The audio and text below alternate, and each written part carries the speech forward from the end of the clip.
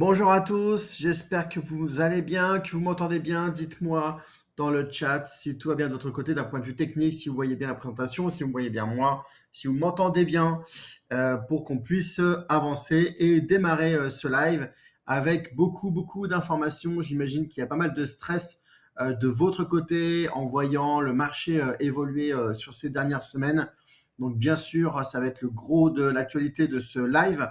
Donc on va rentrer dans le détail de ce qui se passe actuellement sur le marché, de ce qui se passe, de quels sont un petit peu les impacts du côté de Capstellar et de la stratégie.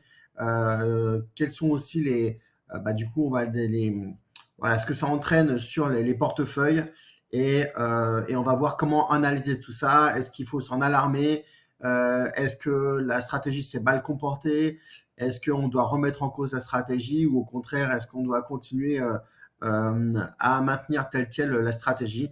Ce sont des éléments sur lesquels on va revenir, bien sûr, pendant ce live en détail, puisque l'objectif, comme à chaque live, c'est de vous éclairer un petit peu sur comment fonctionne la stratégie, de remettre en contexte par rapport à l'état actuel du marché et pour vous permettre d'intégrer un peu plus à chaque live eh bien, le fonctionnement de la stratégie pour être de plus en plus serein et rester confiant dans votre investissement long terme. Voilà, donc je vois que vous arrivez tous à vous connecter et apparemment vous m'entendez tous très bien, donc c'est parfait. On va pouvoir démarrer. Donc bien sûr, comme à chaque fois, j'ai beaucoup de choses à vous partager pour justement rentrer dans le détail et vous expliquer un petit peu comment ça se passe du côté de Capsela. Avant de démarrer, comme à chaque fois, j'aimerais démarrer par ce rituel qui consiste à souhaiter la bienvenue aux nouveaux membres qui nous ont rejoints depuis le dernier live. Donc à savoir Annabelle, bienvenue à toi, Antoine, Bruno, Cécile, Céline, Christian, Eric, Fabien, Fabrice, Fauzi, Fortunato, Frédéric, trois Frédéric, Hassan, Ingrid, John, Jean-Baptiste, Jean-Christophe, Jean-Paul, Karine, Laurence, Marina, Michael, de Michael, Nicolas, Olivier, Patrick, Philippe, Salvatore, Sébastien, Sylvie, Sylvette, William. Voilà, merci à tous de votre confiance. Bienvenue dans l'aventure Capstellar. Vous allez voir si certains d'entre vous sont là durant ce live, qu'il y a une belle dynamique, comme à chaque fois lors des lives, et puis qu'on est là pour ensemble avancer sur cette stratégie d'investissement Capstellar. Donc, comme vous savez, à chaque fois, il y a un déroulé qui est prévu. Je vais m'arrêter de temps en temps pour écouter si vous avez des questions au sujet que je viens de présenter. Et à la toute fin, on reviendra sur les questions-réponses que vous pouvez vous poser en dehors des sujets qu'on aura déjà traités. En revanche, je vous rappelle, comme à chaque fois, que le sujet de ce live, ce n'est surtout pas de résoudre des problèmes techniques. Donc, si vous avez des problèmes avec votre compte Binance, si vous avez des problèmes dans la connexion du logiciel à votre compte, si vous avez des rééquilibrages qui n'ont pas été faits, ce qui arrive très rarement, je vous invite à contacter le support sur support@capsellar.com. Voilà, donc on va démarrer, puisque je vois que vous êtes déjà assez nombreux à être présents, par l'actualité qui vous intéresse tous le plus. Donc, j'ai vraiment pas décidé de vous teaser par rapport à ça. On va vraiment rentrer dans le vif du sujet, à savoir qu'est-ce qui s'est passé, pourquoi le marché a autant baissé et voilà, qu'est-ce qui s'est passé du coup du côté de Capsela. Déjà, j'aimerais vous rappeler ce que je vous avais dit lors du dernier live du mois de janvier. On venait de re-rentrer dans le marché et je vous avais dit, regardez, le marché sort d'une tendance baissière. Donc, je rappelle ce que c'est qu'une tendance baissière. Une tendance baissière, c'est quand les plus bas, donc vous voyez les pointes ici qui sont basses, descendent de plus en plus bas. Et quand également les points les plus hauts, à chaque fois que ça va remonter, à chaque fois ça redescend, que les points hauts redescendent de plus en plus bas. Donc, quand les plus hauts descendent de plus en plus bas et que les points bas descendent de plus en plus bas, on est clairement sur une tendance baissière. Et on avait vu que sur 4-5 semaines, on avait le marché qui se stabilisait. Alors, il y a une question de Karine, est-ce que la présentation de notre compte placé en Earn est différente? Est-ce qu'on voit notre portefeuille normalement sur Binance? Sur les questions techniques comme celle-ci, il faut vraiment demander au support. Moi, je suis le pire utilisateur de Binance. C'est le support qui est vraiment spécialisé là-dedans. Moi, je suis vraiment le spécialiste de la partie stratégie. Donc, une fois de plus, si vous ne savez pas où consulter vos portefeuilles, je vous invite à envoyer un mail sur le support@capstellar.com. Alors, je poursuis. Donc, on avait une tendance qui était baissière, voilà, qui était marquée sur plusieurs semaines, puisque nous, on était sorti ici le 18 octobre et on est re-rentré de mémoire le 11 janvier. Voilà, c'est pas de mémoire, c'est écrit sur le slide. Et on pouvait voir en fait qu'il y avait ici, on va dire, une stabilité dans le marché qui commençait à se mettre en place.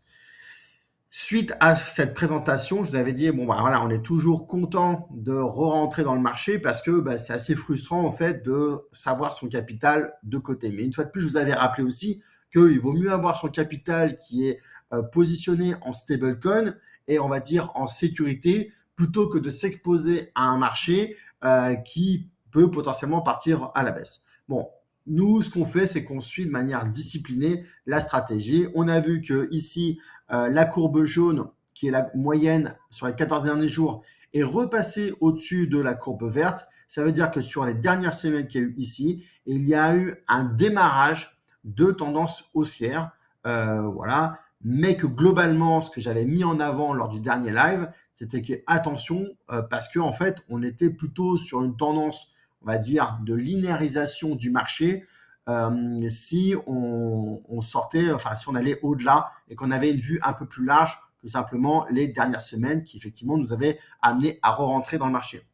Et je vous avais renforcé le niveau de vigilance en vous rappelant que les sorties de marché de bull run, donc je rappelle que le bull run est une phase de forte croissance comme on pouvait le voir ici en 2017. Donc les phases de sortie de marché du bull run, eh bien c'est la phase de bear market. Le bear market, c'est quand le marché part à la baisse et que j'avais signalé, j'avais rappelé que sur ces périodes-là, c'est là où en fait on a le plus de faux signes d'entrée. Et je vous avais mentionné qu'en 2017, on était re-rentré là et on était sorti là, on était re-rentré là, on était sorti là, on était re-rentré là, on était sorti là. Et donc en 2018, on avait eu 3 fois de manière consécutive des faux signaux qui nous avaient invités à re-rentrer dans le marché. Et finalement, le marché était juste après reparti à la baisse. J'avais mis ce warning là voilà, en guise de vigilance. Et de nouveau en 2021, à fin 2000, enfin plutôt en 2022, après le bull run de 2021, il s'était reproduit exactement le même phénomène, puisqu'on était rentré ici et on était ressorti ici, du coup en négatif. Et donc c'est pour ça que j'avais vraiment mis le focus lors du dernier live en disant attention, on re-rentre dans le marché, mais en même temps, c'est pas la meilleure des périodes pour rentrer dans le marché et il faut rester vigilant. Mais malgré cela, on est bien obligé de re-rentrer dans le marché puisqu'on a une stratégie sur laquelle on doit être discipliné et on sait que de toute façon, de manière mécanique, sur le long terme, on sait que 2 fois sur 3 quand on est dans le marché, on est gagnant et 1 fois sur 3, on est perdant. Donc il faut accepter aussi ça fait partie de la stratégie. Donc, ce qui s'est passé, c'est qu'on est rentré du coup ici le 11 janvier et notre indicateur ensuite a baissé de plus 15% et on est sorti. Alors ici, j'ai reçu des mails de certains membres qui me disaient, enfin un membre en l'occurrence, il n'y en a pas non plus beaucoup, il y a un membre qui m'a dit la moyenne à 14 jours est repassée en dessous de la moyenne à 50 jours, pourquoi on n'est pas sorti du marché? Eh bien, on n'est pas sorti du marché simplement parce que ça n'est pas un indicateur de sortie. Il faut bien se rappeler qu'on a des indicateurs d'entrée dans le marché et on a des indicateurs de sortie du marché. L'indicateur d'entrée, c'est quand la moyenne mobile à 14 jours passe au-dessus de la moyenne mobile à 50 jours. Ça, c'est un indicateur d'entrée. Mais ça n'est pas un indicateur de sortie quand l'inverse se passe. Pour qu'il y ait un indicateur de sortie, il faut qu'on dépasse les moins 15% par rapport au plus haut. Là, ce qui a été à notre désavantage, c'est que vous voyez que ici, en fait, on aurait pu, après notre rentrée, on aurait pu profiter en fait d'une hausse là, d'un rebond là, ce qui fait que le marché aurait été ici et que les moins 15%, on aurait pu descendre ici. Il se trouve que le marché a fait un mini rebond ici et que du coup, après, il est reparti violemment à la baisse, ce qui fait qu'on a pris quasiment l'intégralité des moins 15% de l'indicateur en baisse dans le portfolio. Donc voilà. Donc si ça coupe, je vous invite à vous reconnecter parce que je pense que c'est plus lié à votre connexion de votre côté. Donc voilà ce qui s'est passé. Donc je rappelle, le signal d'entrée, c'est quand la moyenne mobile à 14 jours passe au-dessus de la moyenne à 50 jours, on y a passé ici, et ensuite ça a baissé. Signal de sortie, c'est moins 15%. Donc nous, on n'a fait que suivre la règle. Et même si j'étais, on va dire, vigilant et dubitatif lors du dernier live, je n'allais pas prendre la décision parce que j'avais des doutes qu'on n'allait pas re-rentrer dans le marché. Pourquoi? Parce que aussi bonne est soit mon analyse de l'époque, eh bien, on ne peut pas remettre en cause du jour au lendemain le fonctionnement de la stratégie. Il est vraiment important d'être discipliné dans l'application de la stratégie. Et aujourd'hui, on a des critères qui sont fixes. Alors, peut-être qu'on va être amené à améliorer la stratégie dans le temps, comme on l'a déjà amélioré sur les 4 dernières années, voilà, comme on l'a fait.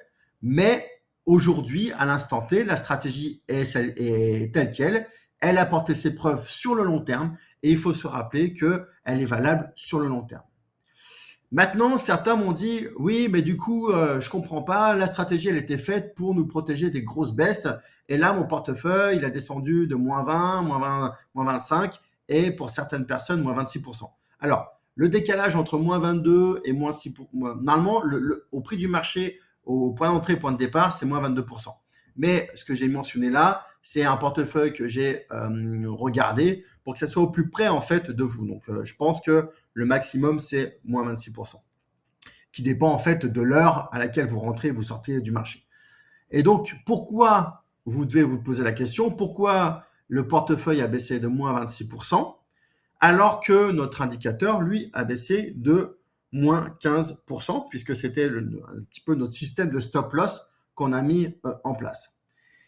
Et là, il faut se rappeler d'une chose. Bon, déjà, la première des choses à se rappeler, c'est que 2 fois sur 3, on est positif, mais 1 fois sur 3, on est négatif. Et que ça n'est pas, en fait, réglé comme une horloge. C'est-à-dire qu'il y a des séries. Il peut y avoir des séries baissières, comme on l'a vu tout à l'heure. Donc, il y a eu 3 signaux sur l'année 2018, ce qui fait que sur l'ensemble de l'année 2018, la stratégie est perdante. Mais au global, sur le long terme, et c'est pour ça que je rappelle en permanence que c'est une stratégie long terme, eh bien, on est en positif.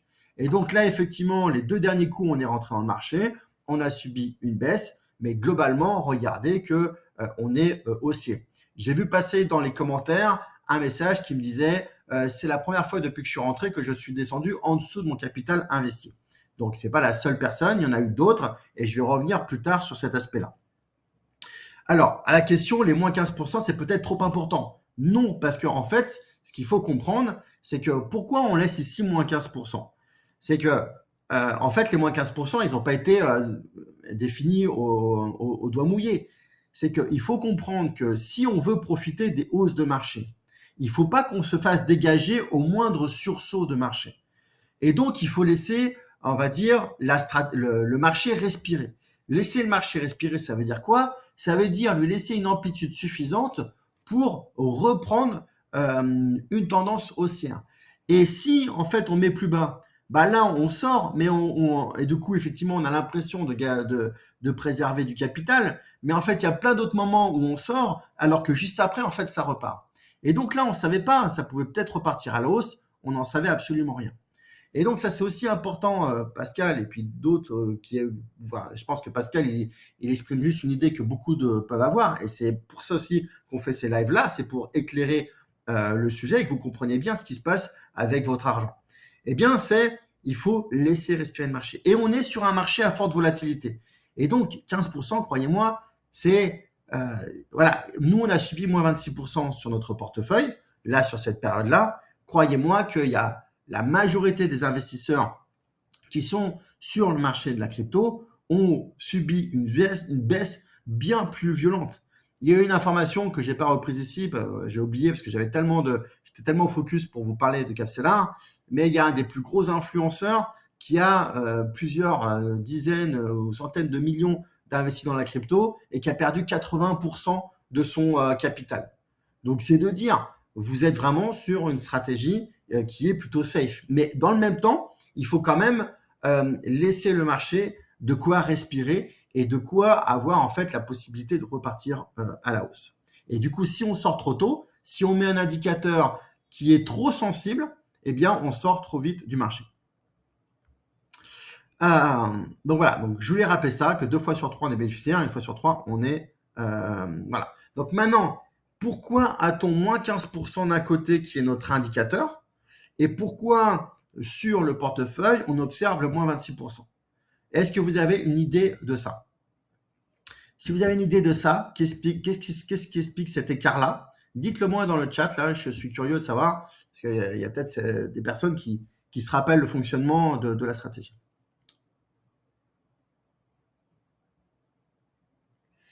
Je vous laisse quelques secondes pour me dire si vous avez une idée, et de toute façon, après, on va détailler. Pourquoi, d'après vous, il y a un écart entre les moins 15% de notre indice qui fait que qui fait qu'on est sorti au signal de moins 15% qui s'est manifesté et que la baisse constatée sur le portefeuille a été, elle, de moins 26%. Brigitte, ça dépend à quel moment on est rentré. Non, le signal ici d'entrée et de sortie, c'est exactement la même chose qui se produit au niveau de timing. Parce que le système de rééquilibrage est trop lent. Non, pas du tout, Yann. Quand on est sorti, on a mis uniquement 8 heures à sortir les 1500 abonnés. Donc du coup, non, on sort ça dans un temps record. Donc non, ce n'est pas ça. Ça n'est pas le capital récurrent non plus. Parce que il y a plusieurs cryptos. Non, mais on s'en approche. Yann, c'est énorme 8 heures. Non, c'est pas énorme 8 heures pour revendre l'intégralité des cryptos de 1500 portefeuilles. Si c'est énorme, je te mets au défi de nous trouver une solution pour faire plus parce qu'on a déjà beaucoup amélioré le timing par rapport à ça. C'est un lissage sur 50 jours. Non, c'est pas ça. La courbe est le reflet de la performance du marché, pas du CAC-là. Alors, effectivement, on n'en est pas loin. C'est lié à la répartition du portefeuille. Oui, c'est exactement ça, Laurence. En fait, c'est lié à la répartition du portefeuille. En fait, ce qu'il faut comprendre, c'est que les moins 15% ici qu'on suit, cet indicateur-là, cette courbe bleue, c'est la somme des racines carrées des market cap. Donc, c'est la somme de la valeur capitalistique des 30 premières cryptos du marché. Et on est bien sur la somme des racines carrées des valeurs capitalistiques et non pas sur la somme des valeurs capitalistiques.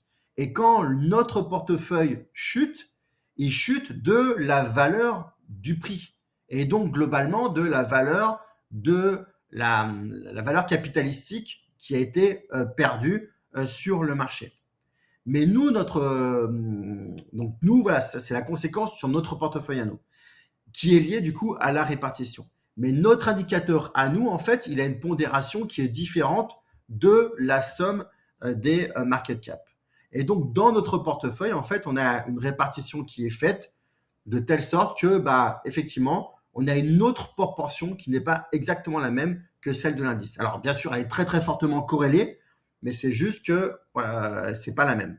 Donc ça, c'est pour vous expliquer pourquoi il peut y avoir un écart entre les points d'entrée et les points de sortie sur les termes de performance, enfin pas de performance, si de performance de la courbe, avec la performance du portefeuille. Juste parce qu'en fait, on n'est pas sur une répartition qui est 100% proportionnelle au marché, on est sur une répartition qui est basée sur la racine carrée de la market cap. Et pourquoi on a utilisé la racine carrée de la market cap? Parce qu'il faut comprendre que les 3/4 de la valeur capitalistique du marché des cryptos est sur le Bitcoin plus l'Ethereum. À L2, elle représente les 3/4 de la valeur capitalistique du marché. Et donc, c'est dommage d'investir dans le top 30 pour bénéficier de la puissance des petites cryptos en accordant en fait les 3/4 de notre capital uniquement de crypto. Et donc, c'est pour ça qu'on prend la racine carrée. Donc, cette racine carrée, ce calcul-là nous permet d'avoir globalement une meilleure performance. Et d'ailleurs, quand on monte de plus, on va dire 10% sur la courbe ici, à l'inverse, notre portefeuille aussi, lui, augmente de plus que 10%, puisque ça marche en fait dans les deux sens. Donc voilà, je voulais rappeler un petit peu pourquoi il pouvait y avoir un écart, pour une fois de plus que vous compreniez comment ça fonctionne. Maintenant, j'aimerais revenir sur une des questions qui a été posée, et je pense que vous êtes certains à l'avoir posée. Il y en a qui disent, moi, depuis que je suis rentré, je suis que en baisse, Il y en a qui disent, depuis que je suis rentré, j'ai longtemps été en hausse, et puis bah là, je suis revenu au niveau de départ où je suis revenu, où c'est la première fois que je suis en baisse depuis que je suis chez Capsela. C'est important que vous compreniez ce phénomène-là. Avant ça, j'aimerais aussi vous dire que c'est quoi les perspectives qu'on va avoir sur le marché. Bah, pour moi, donc là, j'ai tracé des courbes. On est sur une échelle logarithmique, mais peu importe. Et pour moi, on peut encore descendre plus bas. On peut encore descendre plus bas. On n'est pas sûr d'avoir atteint le plus bas parce qu'on voyait que globalement, sur le long terme, le marché oscille entre ces deux, enfin, dans ce canal-là.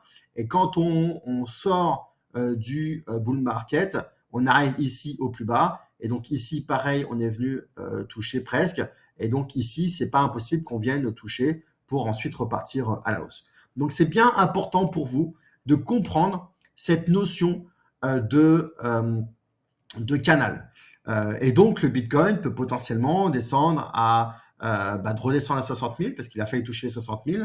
D'ailleurs aujourd'hui, je crois qu'il est en forte baisse. Il est passé ce matin à 69 à la 66. Il peut redescendre peut-être à 50, peut-être à 45, peut-être à 40. On verra jusqu'où il va descendre. En tout cas, nous, aujourd'hui, on est en dehors.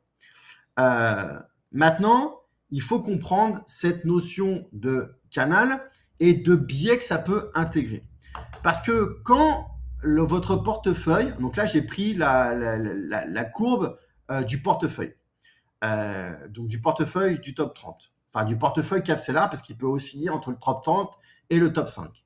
Et là, vous pouvez voir que dans cette évolution de portefeuille, on a un plus bas ici, on a un plus haut ici, on a un plus bas ici, on a un plus haut ici, on a un plus bas ici, on a un plus haut ici, et là, ici, on a un plus beau. Donc, quand vous me dites, quand je suis rentré, par exemple, ici, je suis monté en haut, et là, maintenant, je suis redescendu plus bas que quand j'étais rentré. Alors, certes, c'est factuel. Vous êtes plus bas que quand vous êtes rentré. Mais du coup, il ne faut pas regarder ça. Parce qu'il faut regarder que où est-ce que vous en êtes dans le canal. Et pour moi, en fait, les valeurs qui sont ici en haut du canal n'ont pas plus d'intérêt que les valeurs qui sont en bas du canal. Et donc, il faut faire attention à ça, parce que du coup, les plus hauts ici peuvent nous donner l'impression que la performance de notre portefeuille, in fine, c'est d'être toujours au plus haut. Mais ça n'existe pas en fait. Et on peut dire aussi que quand c'est au plus bas, c'est toujours catastrophique parce qu'on est au plus bas. Et du coup, on fait la différence entre là où on était le plus haut et du coup là où on est aujourd'hui. Et on considère que ça, c'est une perte. Bon, déjà, j'aimerais rappeler que tant que vous êtes dans la stratégie, tant que vous êtes investi, que vous sortez pas la stratégie, eh bien, vous n'avez pas perdu. C'est une perte latente, mais qui ne peut être effective que si vous sortez de la stratégie et en gros que vous capitulez. Mais tant que vous êtes dans la stratégie, eh bien, vous êtes pris dans ce canal haussier et donc, il n'y a pas de souci à vous faire. Et donc, sur le long terme, il vaut mieux regarder la tendance. Et la tendance, elle, regardez, elle est bonne. Donc, ne regardez pas les points les plus hauts à comparer avec les points les plus bas en vous disant, bah, c'est catastrophique, qu'est-ce qui se passe? J'ai perdu moins 20, moins 30, moins 40%, parce qu'en fait, bah, on n'est pas dans le même momentum. Et donc, ce qui est important de regarder, et c'est pour ça que je vais introduire ici une nouvelle notion, qui est l'avance de gain et le retard de gain. Vous avez le canal en haut, donc le haut du canal et le bas du canal. L'évolution du portefeuille évolue dans ce canal-là. Quand vous êtes au plus haut ici, vous êtes dans une avance de gain. On a l'habitude de considérer que c'est un gain, qu'on est au plus haut, qu'on est content, qu'on a fait x4, x3, x4, on est content. Mais sauf que ça, c'est une approche très court-termiste. Et si on était dans une approche très court-termiste, on serait sur du trading et on se dirait, bah, quand on est au plus haut, on vend. Et on attend qu'on redescende à un plus bas. Mais ce n'est pas ce qu'on fait nous. Nous, en fait, on fait un suivi de tendance. On a une stratégie long terme de buy and hold où on va détenir les cryptos le plus longtemps possible avec une stratégie qui est robuste mais qui a fait ses preuves sur le long terme. Et donc, une fois de plus, je rappelle qu'on ne peut pas faire une analyse court-termiste sur une stratégie qui est long-termiste. Et donc, ce qu'il faut garder en tête, c'est que la progression de notre portefeuille, c'est celle-ci. Et elle est significative. Elle est meilleure que n'importe quel autre support qui est pilotée de manière 100% automatique. Et quand vous êtes au-dessus de cette courbe-là, vous êtes en avance de gain. Et quand on descend en dessous, on est en retard de gain. Et si on est en retard de gain, eh bien, ça veut dire qu'il y a des hausses à venir qui nous attendent. Et c'est ça qu'il faut garder en tête. Et donc, je vous explique ça pour vous rappeler en fait que les baisses, ça fait aussi partie de la stratégie. Bien sûr qu'on aimerait les éviter, bien sûr qu'on est toujours plus content quand on est en haut, on est voilà, mais une fois de plus, c'est pas les émotions qui sont les meilleures conseillères quand il s'agit d'investissement. Et donc, c'est important d'avoir en tête ce canal-là. Et vous voyez que le canal, lui, il est haussier. Et donc, c'est plutôt quand on va toucher ce canal, le milieu de ce canal-là, qu'on va être dans le vrai par rapport à la véritable performance de notre portefeuille.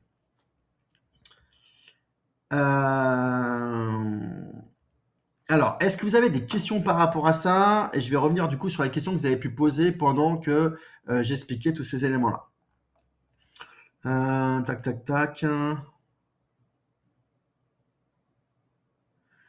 Ça veut dire qu'on a un indicateur de sortie qui n'est pas représentatif de notre mix de crypto. Si, Yann, justement, notre indicateur, il est lui basé sur la façon dont on répartit le capital, puisque l'indicateur fait la somme des racines carrées des market cap.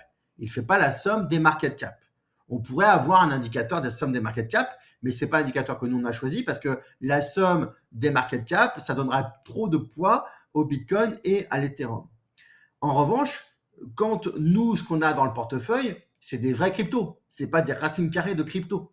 Et donc, c'est pour ça que la fluctuation de la valeur elle-même de la crypto peut aller plus bas avec une représentation de la racine carrée de la market cap qui est différente en termes de proportionnalité.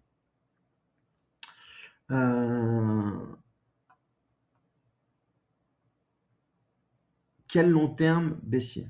Alors, je ne comprends pas la question, Joe et Guy.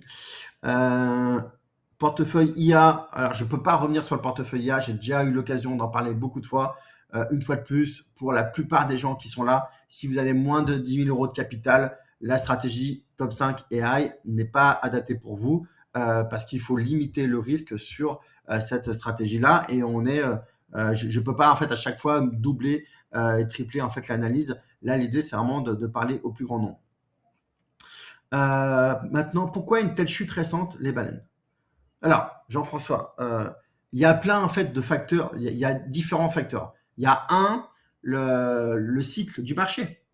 En fait, je l'avais déjà expliqué lors des précédents lives, mais on a une autre alt season. Alors, on aurait aimé que le bull run monte beaucoup plus haut, mais sauf qu'en fait, on a touché la fin du cycle de 4 ans. Et donc, du coup, maintenant, il faut qu'on accepte la cyclicité, la périodicité du cycle ou la saisonnalité du cycle qui est moins sympa. C'est quand le marché part à la baisse et qui stagne pendant quelques mois, quelques années, avant de repartir à la hausse. Ça, c'est le premier élément. On est arrivé à la fin du cycle. Le deuxième élément, c'est que, en fait, il y a des éléments macroéconomiques avec les risques de guerre, Trump qui part dans tous les sens, les taxes à la douane, enfin, tous ces éléments-là. Mais globalement, ce que j'ai envie de dire, c'est que même quand, en fait, ce que je veux dire, c'est que quand on est dans une logique long terme, ça ne sert à rien en fait de s'épancher sur les raisons locales à court terme des évolutions. J'aimerais rappeler pour ça, oublions un petit pendant cette parenthèse le marché de la crypto et regardons le marché du Nasdaq qui représente les nouvelles technologies. Donc en gros l'Internet et tout ce qui tourne autour des nouvelles technologies. Quand vous regardez l'évolution sur les 20 dernières années, vous voyez qu'une progression en fait globalement très très positive, voire exponentielle. Et au milieu de ça, vous avez un épiphénomène qui est la crise des subprimes qui a fait baisser le marché de moins 50%. Je ne sais pas si vous représentez ce que ça représente, moins 25% sur un marché de la bourse traditionnelle, quand bien même c'est sur une nouvelle technologie, c'est énorme. Mais 2-3 ans après, en fait, ce moins 50% a été complètement effacé. Parce que les moins 50%, ils n'étaient pas liés à tout d'un coup la remise en cause des fondamentaux des nouvelles technologies. Ils étaient liés à la chute globale de tous les marchés. Et donc, ce qu'il faut voir, c'est que si on est sur une approche long terme, les épiphénomènes à court terme, quelle que soit l'amplitude qu'ils ont, n'ont pas d'intérêt.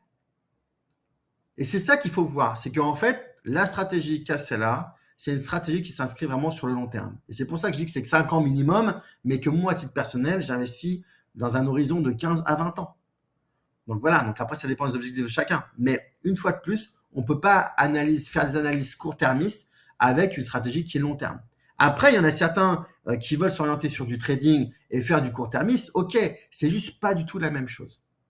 Et donc, oui, on peut chercher à comprendre, mais sincèrement, vu que les fondamentaux de la crypto n'ont jamais été remis en cause, il ne s'est rien passé dans le monde de la crypto qui justifie cette baisse-là. C'est un, le cycle du marché, et deux, voilà, des éléments macroéconomiques. BlackRock, non, je pense qu'au contraire, BlackRock, en fait, ce qu'on a pu voir avec BlackRock, donc je rappelle BlackRock pour ceux qui ne savent pas tout, qui savent pas tous, hein, c'est que BlackRock est un des plus grands fonds de placement qui permet d'acheter du Bitcoin en achetant des actions. Donc, quand on achète une action qui représente le prix du Bitcoin, bah, du coup, derrière, BlackRock, lui, va acheter des vrais Bitcoins. Et donc, du coup, il y a des institutionnels qui sont rentrés. Mais ça nous a montré quoi? Ça nous a montré que les gros porteurs qui passaient par BlackRock, ben, ils avaient aussi, eux, des mouvements de retrait. Voilà. Mais pour moi, en fait, ça a plus rajouté des capitaux dans le marché, ça a plus été bénéfique que ça n'est négatif. En revanche, il faut bien comprendre que quand le marché part à la baisse, il part à la baisse de manière beaucoup plus rapide et beaucoup plus violente que quand il part à la hausse. Ça, ce sont des mécaniques, en fait, émotionnelles. Euh, pour les nouveaux arrivants, a-t-on intérêt à attendre encore un peu avant d'acheter crypto? Annabelle. Bah non, puisqu'on est sur une logique long terme. Et j'ai même envie de dire que les nouveaux arrivants, regardez où vous arrivez. Vous arrivez dans un moment où c'est le bas du canal. Donc c'est le meilleur moment pour rentrer en fait, pour vous. Et c'est marrant, vous voyez que quand on regarde les graphiques, on se dit, bah, si on veut être performant, il faut acheter là et revendre là, acheter là et revendre là. Mais sauf que dans la réalité émotionnelle de ce qui se passe chez nous en tant qu'investisseurs, quand on est en haut, c'est là qu'on est euphorique, on se dit ouais, ça marche super bien, je vais remettre du capital. Et quand on est en bas, on a cette réflexion qu'a Annabelle, mais je te pointe pas du doigt, Annabelle, c'est juste, c'est naturel, c'est émotionnel, c'est naturel. On a ce réflexe de dire en fait non, ça va continuer à baisser, donc c'est le pire moment. Non, c'est le meilleur moment. Et d'ailleurs, je n'ai cessé de le dire pendant toute l'année 2022, je n'ai cessé de le dire pendant toute l'année 2023. Les gens, enfin, les abonnés m'écoutaient à peine. Très peu avaient mis en place des jeux de capital récurrents. Et après, quand le marché fin 2023 a commencé à partir à la hausse, c'est là que vous avez commencé à mettre en place, à amorcer des ajouts de capital récurrents. Mais parce que c'est l'émotion. Et rappelez-vous ce que je vous ai déjà dit il y a plusieurs reprises, c'est si vous écoutez vos émotions, faites le contraire de ce qu'elles vous disent. Et donc là, le marché est bas et c'est plutôt bien. Et ça fait partie de la stratégie. Et donc, si vous rentrez maintenant, bah, c'est plutôt une bonne position pour vous. Et il va falloir, et pour les autres, c'est aussi une bonne position, puisqu'on va avoir des leviers d'action. Et ça, Alexandra, alors c'est parfaitement résumé, c'est que les situations comme celle actuelle, ça permet de mesurer notre gestion des baisses. Et ça, franchement, c'est bénéfique. Bonne stratégie, même si pour un nouveau arrivant, ce mois-ci, c'est perturbant. C'est perturbant, mais c'est aussi pour ça que je fais des lives tous les mois. C'est pour vous rappeler le fonctionnement. Et je suis conscient que si vous avez vu la conférence que j'ai donnée, qui peut durer d'une demi-heure à 1 heure, que ce soit sur Internet ou sur scène, là où j'ai l'occasion de faire des conférences, en fait, vous dites, ah oui, c'est smart, ça marche, je vois le résultat sur le long terme. Mon objectif, après que vous rentriez, vous fassiez conscience à la stratégie, en fait, c'est de vous rappeler à quel point la stratégie, elle est robuste. Et aussi de vous rappeler, vous expliquer, rentrer dans le détail des subtilités pour renforcer votre niveau de connaissance sur le fonctionnement de la stratégie, renforcer votre niveau de confiance, de connaissance sur le fonctionnement du marché, parce que plus vous allez avoir un niveau de connaissance élevé, et plus vous allez être serein sur ce qui se passe. Et c'est tout mon objectif d'aujourd'hui de faire ce live. Jules qui dit, on est en bear market du coup. Alors oui, moi clairement, je l'ai annoncé déjà le mois précédent, et j'avais même annoncé au mois de novembre, quand on était sorti, pour moi, le 18 octobre, c'était déjà en fait un signal qu'on amorçait un marché baissier. Alors, tous les investisseurs, influenceurs, enfin, pas tous, mais une très, très grande majorité, restaient à croire mordicus que la alt season allait enfin arriver. Mais moi, j'ai démontré par A plus B pendant le live, avec les graphiques, qu'on avait eu une alt season. Pas aussi forte et avec une poussée aussi importante qu'on l'aurait espéré, ce qui va se justifier par l'apparition d'autres marchés spéculatifs comme l'IA, comme l'or, l'argent. Donc, c'est-à-dire que les capitaux ont été attirés vers d'autres marchés, mais quand même sur le marché de la crypto, on a quand même eu des belles performances, et ce qui a d'ailleurs expliqué la très belle performance des membres de Capstellar qui sont là chez nous depuis plus longtemps. Donc voilà, donc ça j'ai déjà expliqué depuis longtemps, enfin déjà plusieurs mois qu'on était effectivement selon moi en bear market. Oui, Jacqueline, il y a un replay. Tous les jours, il est mis sur la zone membre sous 24 heures dans la section ressources. Les termes avance ou retard de gain, je pense qu'ils sont plus juste que gain ou perte tant qu'on ne vend pas les cryptos. Effectivement, Marie-Hélène, Esmeralda, oui, c'est une avance de gain, un retard de gain. En fait, dites-vous bien qu'on est toujours en fait sur des gains ou des pertes qui sont latentes, mais elles ne sont jamais effectives, parce que tant qu'on est dans le marché, on est dans le marché. C'est pour ça qu'on a aussi des stratégies de sécurisation des gains, pour rendre les gains effectifs. Continue-t-on les versements récurrents? Oui, je vais revenir sur cette partie-là. Ok, pour les earn, on va également revenir dessus, mais effectivement, le capital a été placé en earn. J'essaie de suivre avec une connexion. Tac, tac, tac. Le earn est-il safe? Pas vu les lives précédents. Alors, je ne sais pas ce qu'on entend par safe, mais je reviendrai sur cette notion de earn plus tard. Oui, intéressant le concept d'avance et de retard de gain. Je voulais dire que notre indicateur est toujours basé sur le top 30. Oui, Yann. Est-ce que lorsqu'on est en répartition de top 5, l'indicateur... Très bonne question, Yann. Effectivement, notre indicateur, la courbe bleue que je vous ai montré tout à l'heure, nous, ce qu'on suit, c'est le marché. Et le marché, là, la courbe bleue, c'est toujours le top 30. Ensuite, que nous, on bascule du top 5 au top 30, c'est une autre chose. Mais l'indicateur qu'on va suivre, c'est toujours le même. Parce que sinon, après, on va comparer des choux et des raves. Et ça n'aurait aucun sens. Donc, l'indicateur, cette courbe bleue, c'est toujours le top 30. D'ailleurs, ça peut expliquer aussi une partie de la variation entre l'évolution de cet indicateur-là et l'évolution du portefeuille. Parce qu'effectivement, là, on est sur moins 15% de la somme des racines carrées, des market cap du top 30, alors que quand on est rentré dans le marché, on est rentré dans le marché du top 5. Donc effectivement, ça peut expliquer une partie de l'écart. Mais la plus grosse partie de l'écart, c'est quand même la racine carrée, parce que en fait, le poids des cryptos au-delà du top 5 est quand même beaucoup moins important que le crypto du top 5. Pendant combien de temps pensez-vous que la baisse va se poursuivre? Alors, moi, je n'ai pas de boule de cristal. La seule chose qu'on peut dire, c'est qu'il y a un cycle des cryptos qui dure 4 ans. Qu'il y a, dans ce cycle de 4 ans, il y a à peu près 1 an et demi de hausse qu'on a connu là. Ensuite, il y a à peu près 1 an de baisse. Et c'est pour ça que je rappelle que le marché peut continuer encore à baisser et que le Bitcoin peut descendre à 40 000, enfin à 50 000, 45 000, voire 40 000, parce qu'il nous reste encore, je pense, bien peut-être 5-6 mois de baisse. Bon, en plus, du coup, je réponds à la question. C'est juste que j'aimerais, en fait, mettre de la subtilité dans cette réponse. C'est que je pense que le Bitcoin est quand même rentré, lui, dans une valeur, on va dire, une valeur d'usage plus qu'une valeur spéculative. Et il est possible, sans être définitif là-dessus, il est possible que ça la sauve d'une chute trop brutale. En revanche, ce que j'avais dit dans les précédents lives, c'est que si elle est préservée, mais vous voyez qu'elle n'est pas très préservée pour l'instant, parce qu'elle en est déjà à moins 50%, hein. On est monté à 120 000, là on est à 60 000, enfin on est descendu à 60 000, on est remonté à 66, alors qu'au dernier bear market, le Bitcoin avait chuté de moins 75% de mémoire, moins 75 ou moins 80%. Donc, ça peut descendre plus. Mais je pense que ça va être quand même préservé parce que maintenant, justement, il y a des institutionnels et qu'on est rentré dans une valeur d'usage. On verra bien. Une fois de plus, ça fait partie de la stratégie. Donc, il y a aussi, nous, à gagner à ce que ça parte très, très bas.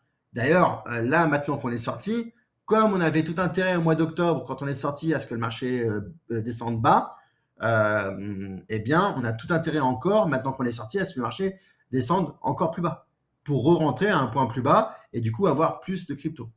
Donc, on avait déjà en fait sauvé quand on était sorti. Je vous rappelle qu'on avait sauvé 16%. Donc voilà, Guy, j'espère que ça répond à la question. Le milieu du canal est une droite ascendante. Voilà, exactement, c'est bien résumé. Alors, Jérôme, effectivement, il y a un deuxième critère, donc les critères de sortie du marché. Donc, il y a un critère d'entrée, c'est la moyenne mobile à 14 jours, qui passe au-dessus de la moyenne mobile à 50 jours. Il n'y en a qu'un seul. Il y a deux critères de sortie. Le premier, c'est moins 15%, c'est celui qu'on a connu là et qui nous a fait sortir là. Le deuxième, en fait, est un critère qui ne va pas être toujours d'actualité. C'est un critère qui va être d'actualité surtout quand on va être en bull market, c'est-à-dire quand le marché va partir très très fortement à la hausse. Quand le marché part fortement à la hausse, comme il l'a fait en fin 2023 jusqu'au fin du deuxième, jusqu'à la fin du premier semestre 2025, pardon. Là, en fait, ce qui se produit, c'est que la moyenne à 14 jours est au-dessus de la moyenne à 50 jours, qui elle-même est au-dessus de la moyenne à 100 jours, qui elle-même est au-dessus de la moyenne à 200 jours. Et donc, en fait, vous avez comme ça une superposition de toutes les moyennes mobiles, ce qui montre que le marché tire vraiment en fait toutes les moyennes mobiles, mais que celles qui sont le plus longues, eh bien, forcément, elles ont plus d'inertie. Donc, en fait, il y a un gap qui se creuse à chaque fois. Et dans ce cas-là, quand il y a cette série de superpositions de moyennes mobiles, si le marché casse la moyenne mobile à 50 jours, c'est-à-dire pas la première à 14 jours, mais s'il casse la moyenne mobile à 50 jours, là aussi on considère que c'est une baisse suffisamment significative pour sortir du marché. Et des fois, ça peut casser la moyenne mobile à 50 jours sans dépasser les moins 15%. Et c'est dans ce cas-là qu'on peut avoir ce deuxième signal de sortie. Est-ce que la contrainte énergétique de la fabrication de monnaie cryptée pose-t-elle un problème sur l'évolution de cet investissement? Non, pas du tout. Et faites attention à ce que vous entendez par rapport à ça, parce que c'est toujours à pondérer par rapport à ce que les autres systèmes consomment. Quand vous regardez combien consomme le système bancaire aujourd'hui avec l'ensemble des agences qui sont à alimenter, avec l'ensemble des personnes qui doivent se déplacer aux agences, que ce soit les employés ou les clients, croyez-moi, on est sur des proportions de consommation d'énergie qui sont bien plus importantes que le fonctionnement des serveurs qui servent à miner du Bitcoin.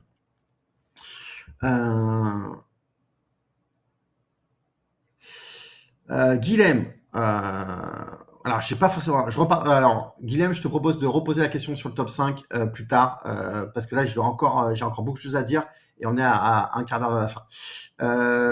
Il était où le bull run? J'ai dû m'endormir. Alors clairement, moi j'ai présenté. Il est là en fait. Là sur le graphique on le voit. Voilà. Donc là il y a 3 hausses et ces 3 hausses là c'est un bull run. Est-ce que tu ne penses pas qu'il va y avoir un rebond type chat-mort mars-avril? Je ne sais pas ce que c'est qu'un rebond type chat-mort, Benoît, mais peut-être qu'il y aura un rebond qui sera un faux rebond, comme là on l'a connu au mois de janvier.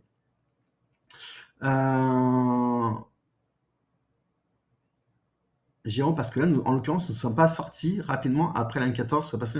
Non, Jérôme, c'est ce que j'ai expliqué en début, donc je ne vais pas rappeler mais je ne vais pas revenir sur ce que j'ai déjà expliqué. Donc, Jérôme, donc je t'inviterai à regarder le replay. J'ai expliqué pourquoi on n'était pas sorti. Ce n'est pas un signal de sortie. Le signal de sortie, c'est moins 15% ou de casser la moyenne mobile à 50 jours quand il y a des moyennes qui sont superposées.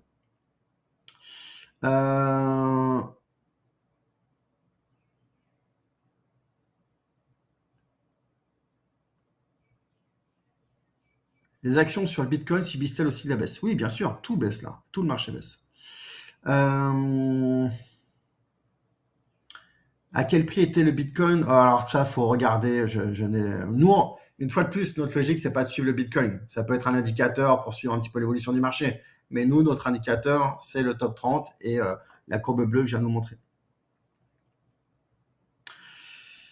Logique long terme, oui, mais pas à 30 ans, j'ai 77 ans. Ok, mais là, ce qu'on peut voir, c'est qu'on est sur une évolution entre janvier 2023 et janvier 2026, donc 24, 25, 26. Là, la courbe qui est présentée sur le graphique là, c'est une courbe de 3 ans. Donc, on peut voir qu'il y a une évolution qui est marquée positive déjà sur 3 ans. Ok, je vais continuer parce que là, je vois qu'il y a encore des réactions et il faut absolument que je vous présente la suite. Donc, voilà, donc il y a cette notion d'avance et de retard de gain. Maintenant, la situation du marché, nous la subissons.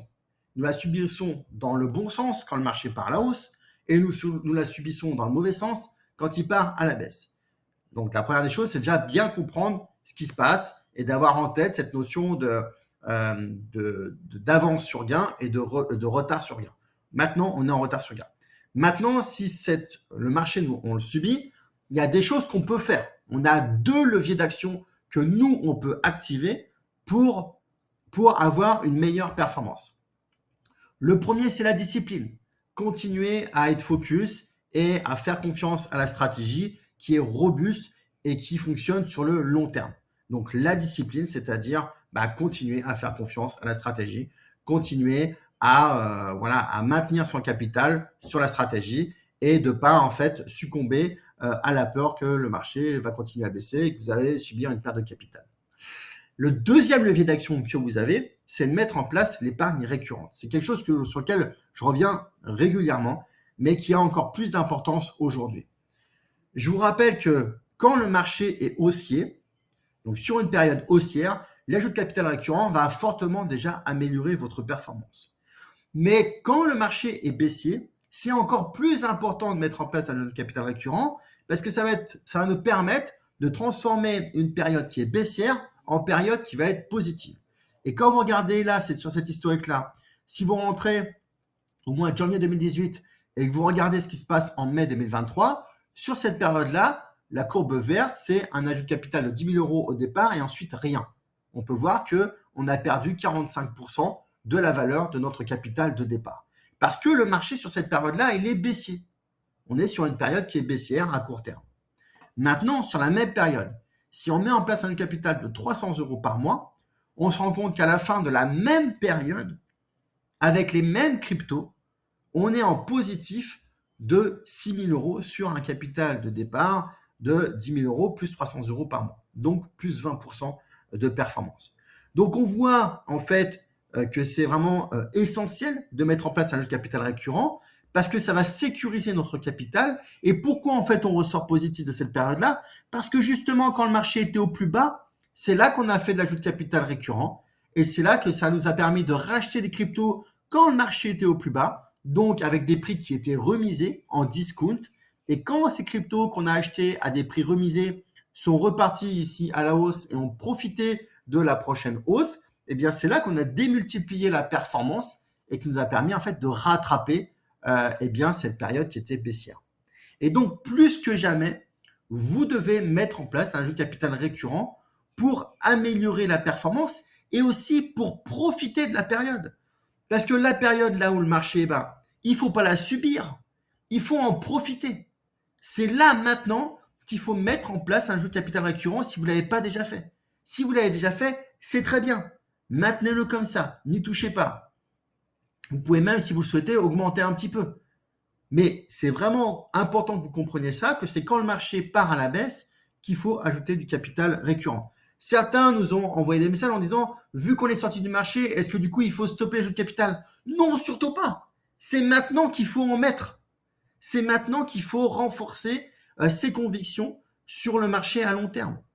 Parce que c'est maintenant en fait qu'on va préparer notre avenir. C'est voilà, quand l'hiver est là, c'est là qu'on prépare tout le matériel pour l'arrivée du printemps. Eh bien, c'est pareil de l'autre côté. Et donc, je vous rappelle que la stratégie, elle est faite pour toutes les saisons du marché des cryptos. Quand c'est le printemps, c'est le Bitcoin qui domine, ça monte. Quand c'est la high season, c'est le top 30 qui prend le relais, ça monte encore. Là maintenant, voilà, la stratégie, elle a porté ses fruits, puisque la très grande majorité avant qu'on connaisse cette chute et qui nous amène dans un retard de gain, dans un retard de gain, avant qu'on soit dans le retard de gain, tout le monde a pu constater qu'on était fortement positif. Eh bien, maintenant, on est dans le bear market, donc on est sorti du marché et on va potentiellement arriver dans l'hiver crypto. Et là, l'idée, c'est d'accumuler avec l'ajout de capital récurrent. Maintenant, notre focus à nous, en tant qu'investisseurs long terme, c'est de renforcer notre position de manière régulière, de manière disciplinée, avec un ajout de capital récurrent. Voilà par rapport à ça. Maintenant, l'actualité du logiciel Capsela en lui-même, eh bien, vous voyez qu'on est vraiment aligné avec l'actualité du marché, puisqu'on a ajouté une nouvelle fonctionnalité qui est la gamification. La gamification, c'est quoi?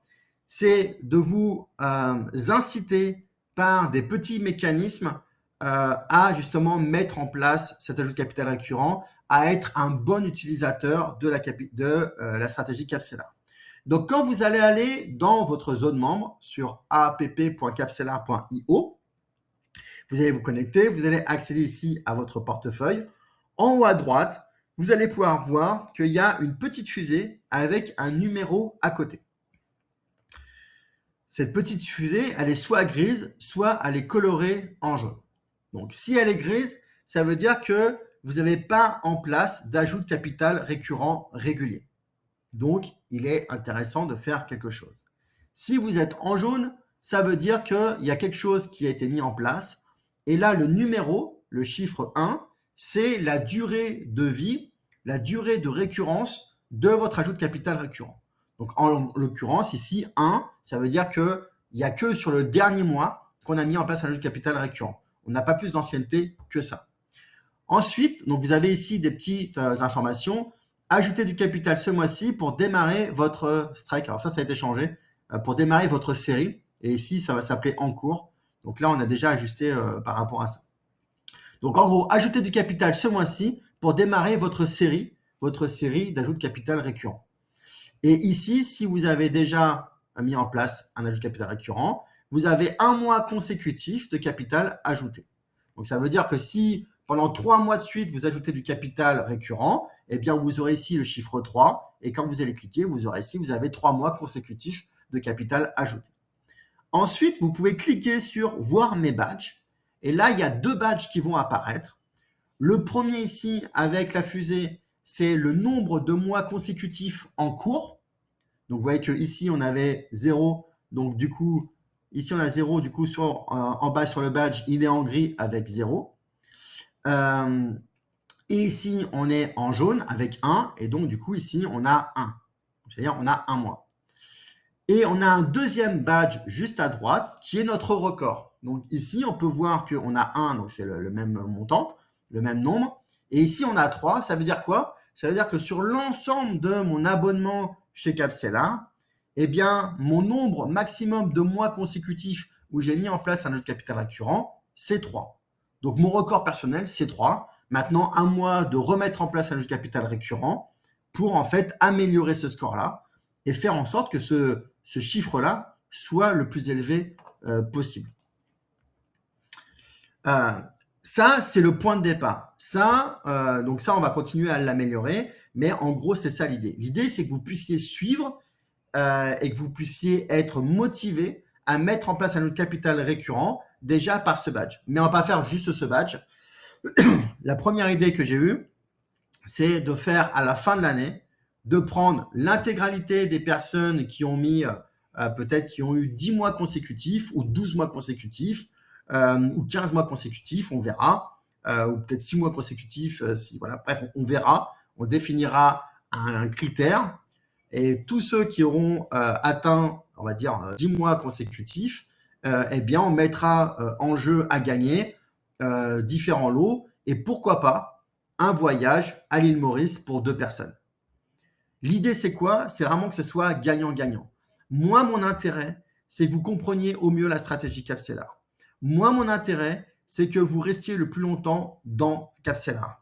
Moi, mon intérêt, c'est que pour que vous restiez le plus longtemps dans Capsela, c'est que vous-même, vous puissiez générer du bénéfice avec Capsela et augmenter votre patrimoine financier grâce à la stratégie Capsela.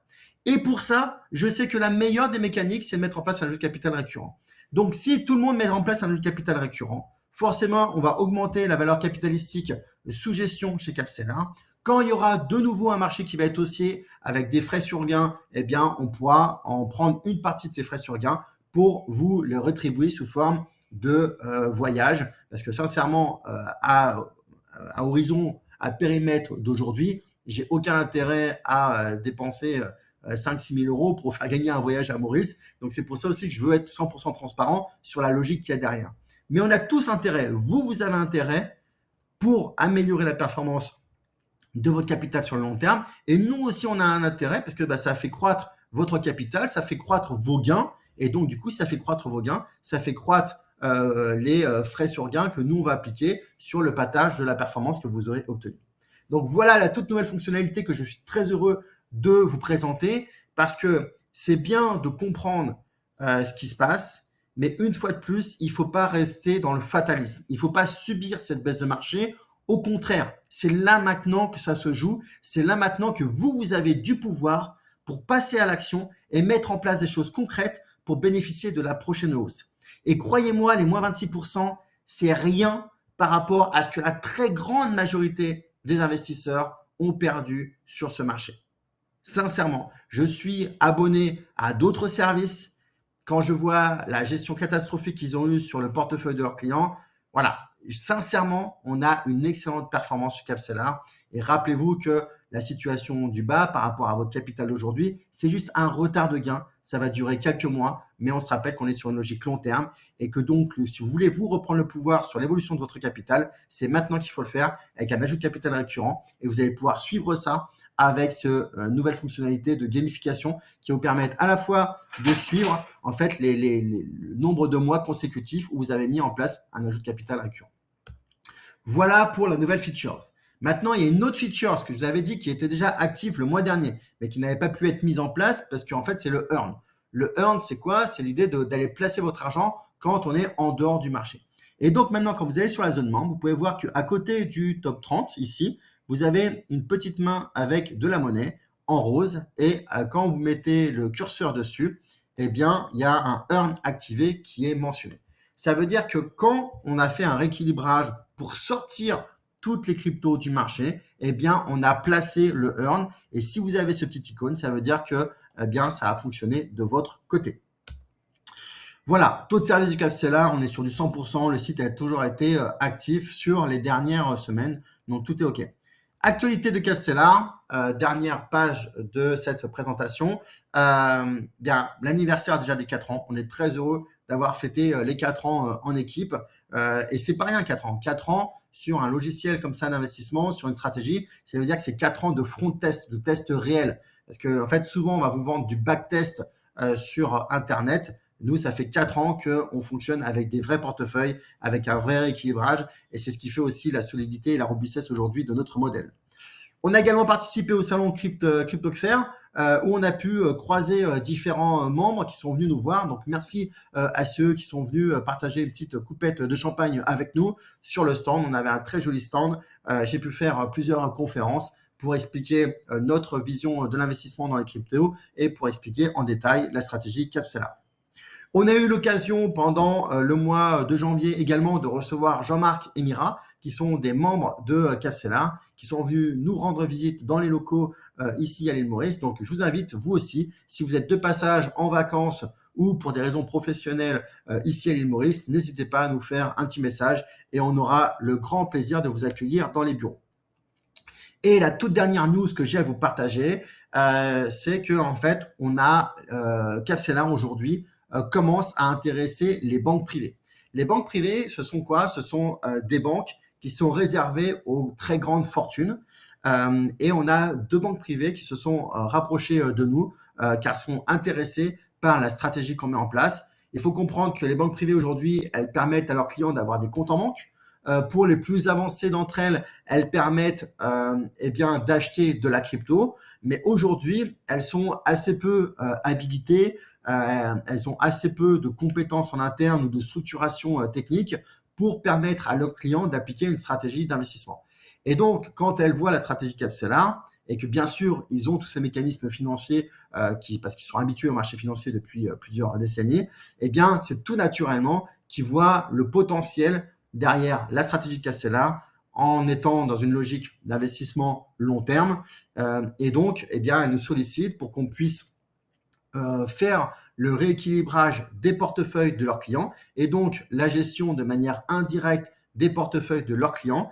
Et eux pourront récupérer les informations via un système informatique qui permettra de recréer dans leur propre interface bancaire eh bien, ce que vous pouvez retrouver dans l'interface de Cafcela. Et pourquoi je vous communique ça? Alors, je ne vais pas communiquer sur les noms de ces banques privées parce que ce sont des informations qui sont aujourd'hui confidentielles et puis ce sont des projets sur lesquels on avance aujourd'hui, on teste et voilà, c'est pas mis en place de manière effective, mais en tout cas, on a vraiment un intérêt qui est suscité pour ça. Je vous en parle parce que pour moi, c'est vraiment une preuve de la qualité de nos stratégies d'investissement. Et dites-vous bien que si les acteurs les plus avancés du marché, parce que là, on parle des banques privées, je ne vous parle pas de votre conseiller bancaire qui est assis derrière un bureau 6 jours sur 7, sans forcément le dénigrer. C'est juste que lui, il va vendre autant des produits de téléphonie mobile aujourd'hui qu'il va vous vendre un PEL et souvent, il va plus orienter sur les produits qui vont apporter des frais à la banque. Là, on parle vraiment de professionnels de gestion de grandes fortunes. C'est-à-dire que eux, leur habilitation, c'est d'avoir un capital de départ qui est important et de le faire fructifier dans le temps. Donc, et avec des gens qui ont beaucoup d'argent et qui donc savent comment fonctionnent les produits financiers et donc qui sont assez alertes avec un niveau assez avancé. Donc pour moi, c'est la preuve que vous avez eu raison de faire confiance à Capcellar parce que aujourd'hui, Capcellar va commencer à devenir disponible pour les banques privées et donc voilà, vous avez été un précurseur dans la confiance que vous avez accordée à Capcellar et en espérant que ça nous amène voilà, beaucoup de robustesse également dans le modèle financier de Capcellar. Dernier point, sensibilisation à la sécurité. Vous savez que c'est important pour moi. Le plus gros risque de piratage, ce n'est pas un risque technique ni chez Capcellar ni chez Binance. C'est un risque de ce qu'on appelle le social phishing. C'est-à-dire que quelqu'un vous contacte en se faisant passer pour le support de Binance ou le support de Kraken et ils ont des techniques de plus en plus avancées. Donc, si vous avez, vous, des choses comme ça qui vous arrivent, renvoyez-les nous parce que du coup, ça nous permet une fois par mois pendant ce live de vous partager ce qui se passe. Donc, le mois précédent, je vous avais dit que un des membres avait reçu un SMS de ce type-là. Votre code de retrait Binance est avec un faux code. Veuillez ne pas partager ce code avec personne. Si vous n'avez pas demandé ce code, veuillez appeler. Et c'est quand on appelle que là, on tombe sur une personne qui va nous expliquer que si c'est pas nous, eh bien, c'est qu'il y a un piratage qui est en cours sur le compte. Et donc, du coup, il va vous aider à mettre en sécurité votre argent. Et en fait, c'est de cette façon-là qu'il va vous expliquer comment lui transférer votre argent à lui. Et en fait, sous la peur de ne pas vous faire pirater, c'est comme ça que finalement vous faites pirater. Et du coup, on nous a envoyé cet audio-là. Donc maintenant, ils ne envoient plus uniquement des SMS, ils envoient également des fichiers audio. Donc je vous laisse écouter. Donc il faut que je mette le son au plus fort pour que vous l'écoutiez bien.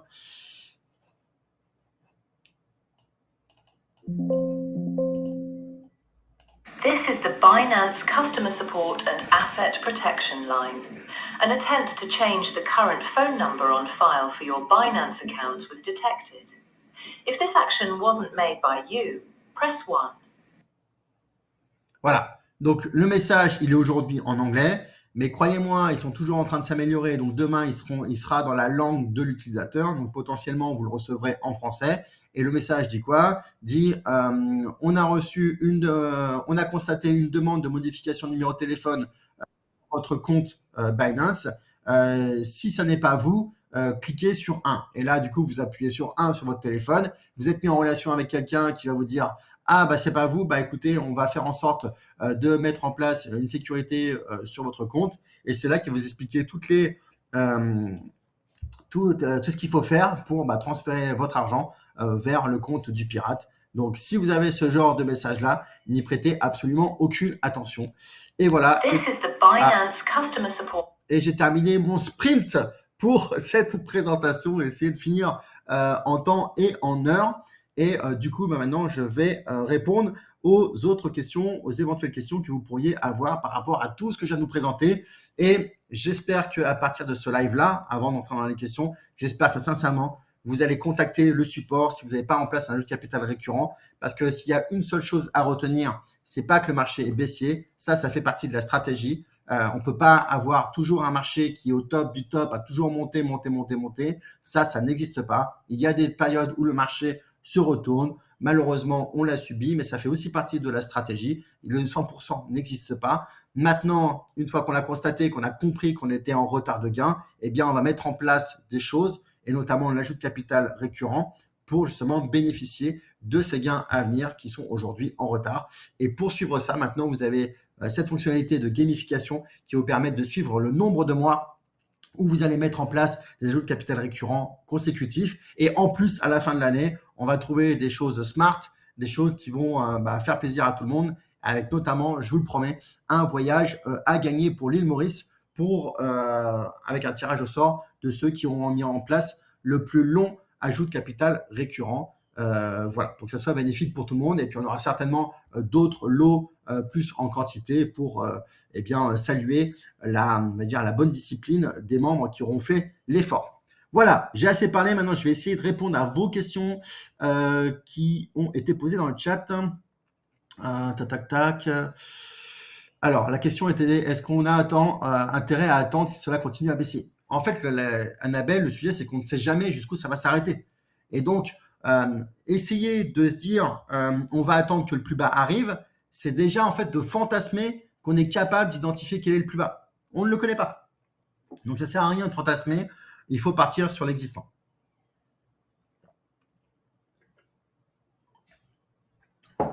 Et de toute façon, même si vous ajoutez du capital aujourd'hui, de toute façon, là, on est en dehors du marché. Donc, on va rentrer que quand on va avoir un plus haut une tendance haussière qui va se redessiner. Mais peu importe, mettez en place votre ajout de capital récurrent et nous, on re-rentrera quand ça sera le bon moment qu'on estimera re-rentrer. Peux-tu nous remettre un lien vers ta conférence de présentation? La conférence de présentation, déjà, elle doit être dans la zone membre normalement, mais sinon, vous allez sur capstellar.fr et dans l'onglet stratégie et vous avez la conférence qui est présente. Guy, merci, la confiance est là. Merci Guy. Comment est géré le rajout de capital récurrent quand on est hors marché? En fait, l'ajout de capital récurrent, il va s'ajouter sur votre compte Binance. Donc, vous mettez en place l'ajout de capital, donc vous allez recevoir soit des euros ou alors vous dites que vous achetez de manière récurrente des USDC. Et donc, du coup, ça va se cumuler en USDC ou en euros sur votre compte Binance. Et ensuite, quand nous, on va re-rentrer dans le marché, eh bien, tous ces ajouts qui auront été faits dans la période hors marché vont être intégrés dans la nouvelle rentrée dans le marché. Peut-on réinvestir maintenant en montant de 1000 ou 2000 euros? Est-ce que c'est valable? Jacqueline. Alors, je suis toujours en fait assez sceptique sur les ajouts de capitaux intempestifs. Parce que, en fait, j'ai déjà eu l'occasion de vous l'expliquer, ça va interférer dans la performance du logiciel. Moi, ce que je vous invite à faire, c'est mettre en place un capital récurrent et quelque chose que vous allez pouvoir tenir sur le très long terme. Donc, Jacqueline, si tu es capable de mettre, par exemple, 100 euros par mois, tous les mois, pendant 4 ans, il vaut mieux que tu fasses ça plutôt que de mettre maintenant d'un coup 1000 euros ou 2000 euros.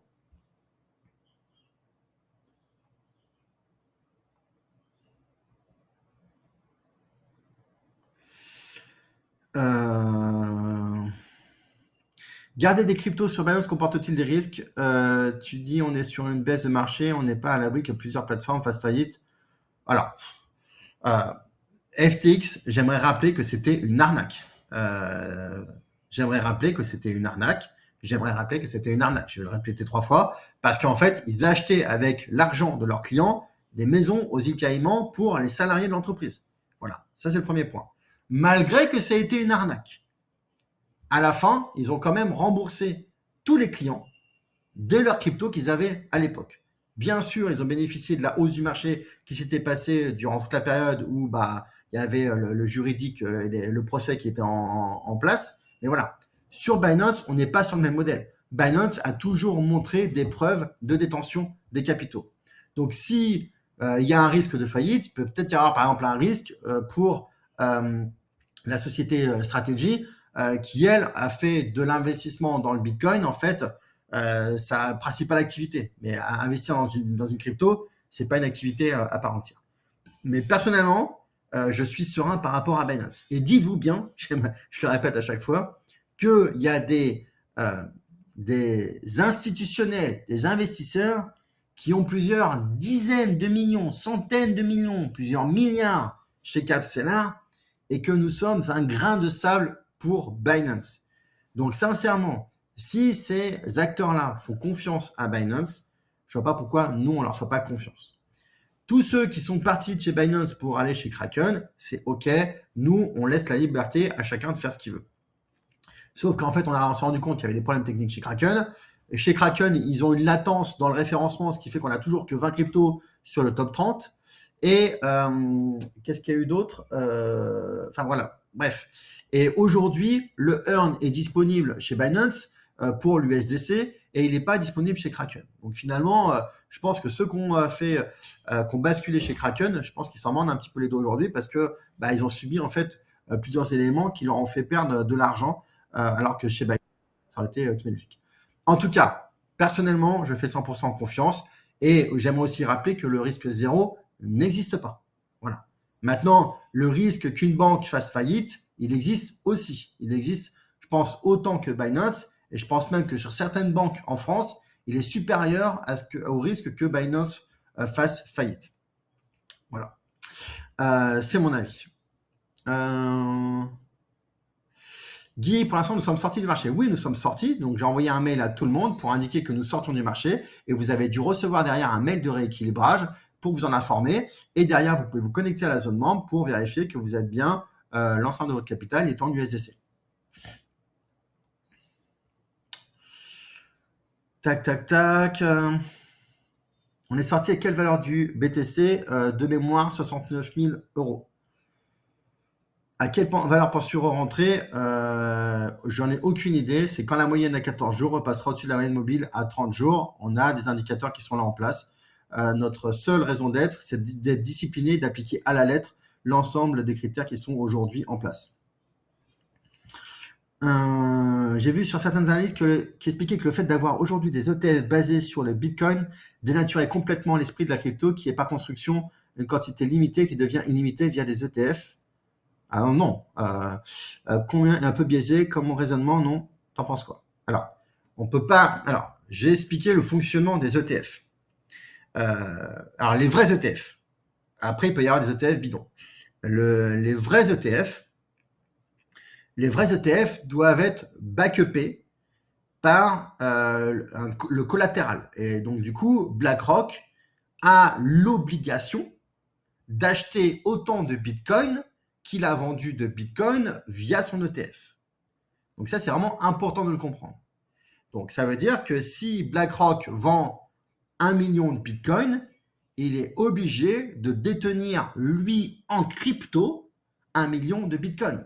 Et c'est pour ça que nous, on avait plutôt d'un bon œil le fait que les ETF apparaissent, puisque de manière indirecte, ça fait injecter du capital dans le marché de la crypto. Maintenant, ça ne veut pas dire qu'il y a des petits acteurs qui ne vont pas inventer des ETF bidons. Pourquoi ça serait des ETF bidons? Parce que ça va être des ETF qui vont reproduire de manière algorithmique la valeur du Bitcoin. Mais sincèrement, aujourd'hui, je ne peux pas croire qu'il y ait suffisamment de masse monétaire qui aille sur des ETF bidons avec la disponibilité aujourd'hui des ETF qui reposent sur derrière un vrai Bitcoin, quoi. Donc, j'y crois pas. Et je pense que de toute façon, la régulation va faire supprimer tout ça. Je peux pas croire qu'un acteur financier puisse sortir un ETF de nulle part en disant nous, on fait de l'algorithmique et on va suivre la valeur du Bitcoin. Et d'ailleurs, on a pu voir par le passé que ça pouvait être vraiment désastreux d'avoir des ETF algorithmiques. Le marché a prouvé que cette notion de cycle de 4 ans était toute relative. Le cycle, oui, mais sa durée et son ampleur est quand même très liée aux conditions macroéconomiques. Alors, je ne pense pas qu'elle soit liée aux conditions macroéconomiques. Mais je ne pense pas que ça soit lié à l'injection de liquidité de la Fed. Je pense que ces éléments-là peuvent effectivement nuancer, mais ce qu'on a vu, je suis désolé, mais le cycle de 4 ans, là, on l'a vu. Et là, même, on continue de le voir, alors que même qu'on pensait espérer qu'il serait, on va dire, plus subtil et qui serait moins violent. Mais là, je suis désolé, mais moins 50% sur le Bitcoin, on parle quand même d'une monnaie qui a été officialisée par des États où les États commencent eux-mêmes à en conserver. Voilà, le cycle, il est bel et bien présent. J'ai déjà répondu du coup à la question à combien on est sorti, donc c'était 69 000. Tac, tac. Vous parlez de rééquilibrage effectué juste après une inscription. Je comprends pas la question, Fortunato. Sécurisation des gains, sincèrement, ça va être trop long pour en parler là aujourd'hui, Nicolas. Il y a une vidéo qui est dédiée sur ce sujet-là, sur la zone membre, et on en a réenregistré une qui va être bientôt publiée sur le site web. Donc soyez attentifs à ce qui sort aussi sur le site web dans les vidéos. Mettre du capital récurrent n'est pas du tout pratique. Alors normalement, si Capstellar est sur votre si Capstellar est sur votre compte spot principal, normalement vous avez juste à faire un virement automatique vers votre compte Binance. Et normalement, ça fonctionne. La subtilité, c'est que si vous avez un sous-compte, effectivement aujourd'hui, Binance ne nous permet pas d'automatiser le transfert de l'argent du compte vers le sous-compte.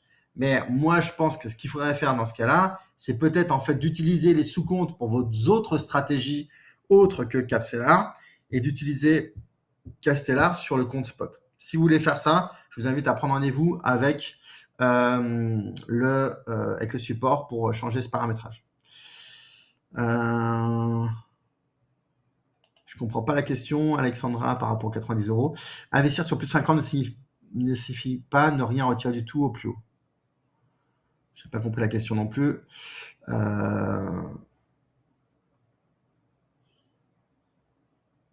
Alors, y a-t-il un lieu sur laquelle quelque chose? Alors, y a-t-il eu sur Capstellar ou Binance quelque chose qui explique que mon ajout de capital récurrent n'a pas eu lieu depuis 3 mois? Je ne surveille pas, je viens de me rendre compte. Pas une question d'approvisionnement de compte. Je sais qu'à une époque, Binance a changé de numéro de compte en banque. Il est possible que le virement récurrent a été cassé à ce moment-là. Si vous voyez le moindre anomalie sur les ajouts de capital récurrent, contactez le support. On est vraiment là pour vous accompagner et mettre en place ça. On achète du Bitcoin ou des USDC sur l'ajout de capital récurrent. Vous achetez de l'USDC. Vous ne prenez surtout pas le risque d'acheter du Bitcoin. Bonjour, mon premier rééquilibrage a eu lieu le 5 février. À quelle date dois-je mettre en place un capital récurrent pour le rééquilibrage du 5 mars, le 1er ou avant? Oui, bah le 1er, normalement, ça doit être suffisant. Oui, Hélène, on ajoute de l'USDC. C'est écrit trop petit, on ne voit pas le tableau. Alors, du coup, c'était, je pense, un autre tableau plus haut. À partir de ma banque, que j'effectue un virement régulier, mais rien sur Capstellar. Ok, si vous avez des problèmes, que vous faites le virement de votre côté sur la banque et vous n'avez rien du côté de Binance, eh bien, je vous invite déjà à contacter Binance puisque c'est quand même eux qui ont la main. Après, nous, on peut essayer de checker pour voir si le capital est bien sur votre compte. Mais souvent, en fait, c'est lié à un problème de compte en banque qui a changé chez Binance. Stratégie pour le DCA pour les enfants, j'aimerais beaucoup savoir combien d'abonnés se sont déclarés intéressés par ton annonce, combien ont concrétisé, combien de sous compte Binance souhaiterait ouvrir un sous-compte pour mes 5 petits-enfants. À ce jour, aucun n'a été finalisé. Binance a soupçonné une fraude et a bloqué mon compte. Bah, c'est bizarre parce que normalement, sur les sous-comptes, on est limité, on a 5 sous-comptes. Donc, on n'a pas eu de problème, Jean-Marc. Et il me semble, alors j'ai pas demandé spécifiquement au support par rapport à ça, j'ai pas fait de point régulier par rapport à ça, mais il me semble que tous les comptes ont été sont mis en place. En revanche, bah, c'est vrai que 5 comptes, c'est particulièrement élevé. Donc, Jean-Marc, je pense que tu as le plus de sous-comptes liés à ça. Une fois de plus, vous ne pouvez pas nous reprocher la politique de Binance. Nous, en fait, on utilise Binance parce que voilà, c'est le système le plus sécurisé et ça vous permet d'être rassuré sur le fait que ce n'est pas nous qui détenons vos fonds et que c'est une structure qui est beaucoup plus importante, qui est beaucoup plus robuste financièrement. Et voilà, donc après, il faut faire avec Binance, il faut faire avec leurs services. Et donc, nous, on subit autant que vous les aléas, les soucis techniques ou les soucis de modération avec leurs règles de fonctionnement à eux. Malheureusement, aujourd'hui, on n'a pas on va dire de conseillers privilégiés chez eux. On a des responsables affiliation parce qu'ils sont contents qu'on leur amène des clients, mais j'avoue que c'est un peu frustrant. D'ailleurs, moi, je pensais les rencontrer à Auxerre, parce que je pensais qu'ils y seraient, mais en fait, il n'y avait personne là-bas de chez Binance, qui est d'ailleurs une aberration parce qu'on était un des plus grands salons de crypto de France. Mais voilà, donc je suis désolé, mais nous aussi, on subit. Donc, vous pouvez contacter le support, vous pouvez contacter notre support pour qu'on vous accompagne. Mais on est vraiment là pour vous accompagner. Mais malheureusement, on ne pourra pas faire un déblocage de compte Binance à votre place. Voilà. Et on le subit autant que vous et on en est vraiment désolé.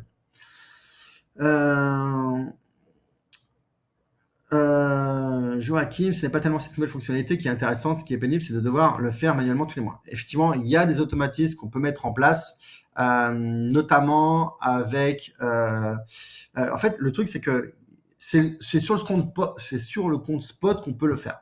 Voilà. Et effectivement, aujourd'hui, on est restreint par cet élément-là. Mais si, et je suis d'accord, Joachim, il vaut mieux avoir un fonctionnement qui est automatique et qu'on n'en ait plus à s'en occuper. Et une fois de plus, on subit les contraintes techniques, que ce soit de Kraken ou de Binance. Avec. Je sais que sur le compte spot, ça arrive en automatique. Donc, si vous avez d'autres stratégies, peut-être que le mieux, c'est de mettre en place le capsellar avec les clés API sur votre compte spot et d'utiliser les autres sous-comptes pour d'autres stratégies. Et comme ça, vous résolvez ce problème-là. Si on modifie le montant du capital récurrent, sera-t-il automatiquement pris en compte au prochain équilibrage? Oui, Isabelle. En fait, il faut bien comprendre que le logiciel, il constate l'argent qu'il y a sur votre compte et après, lui, il fait le rééquilibrage. J'ai toujours mis un capital récurrent, mais le deuxième batch mentionne 3 seulement. Ah, bah voilà, ça. Alors, Sylvain, donc contacte le support pour qu'on vérifie ça, sachant qu'on est sur une V1. Donc, on aura besoin de vos retours s'il y a des choses, s'il y a des anomalies. On est sur une V1, on va améliorer le logiciel, notamment quand on est en dehors du marché. On ne sait pas si vous avez mis en place un jeu de capital récurrent parce que jusqu'à maintenant, on ne récupérait pas la data, on récupérait la data uniquement quand on faisait le rééquilibrage. Donc, il va falloir qu'on améliore cette fonctionnalité pour nous assurer que vous mettez aussi en place un jeu de capital récurrent, y compris quand on est en dehors du marché. Donc ça va faire partie des prochaines évolutions qu'on va apporter sur cette fonctionnalité de la gamification. Florent, on veut le earn sur Kraken, s'il vous plaît. Edouard, avec grand plaisir.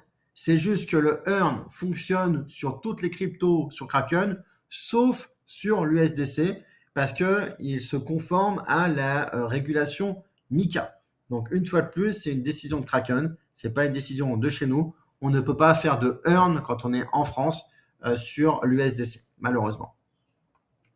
Donc, pour mettre en place la stratégie du capital récurrent, nous devons agir sur cette nouvelle fonctionnalité.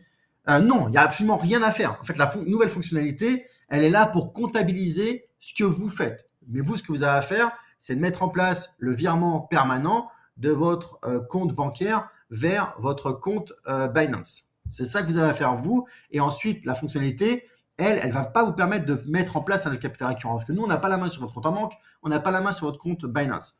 Nous, ce sur quoi on a la main, c'est comptabiliser ce que vous faites et vous encourager par ce petit badge qui va cumuler le nombre de mois consécutifs que vous allez faire vos récurrents pour que vous ayez un sentiment de récompense qui vous amène à la fin de l'année à participer à ce concours pour gagner ce voyage à l'île Maurice et gagner d'autres lots qu'on aura définis d'ici là.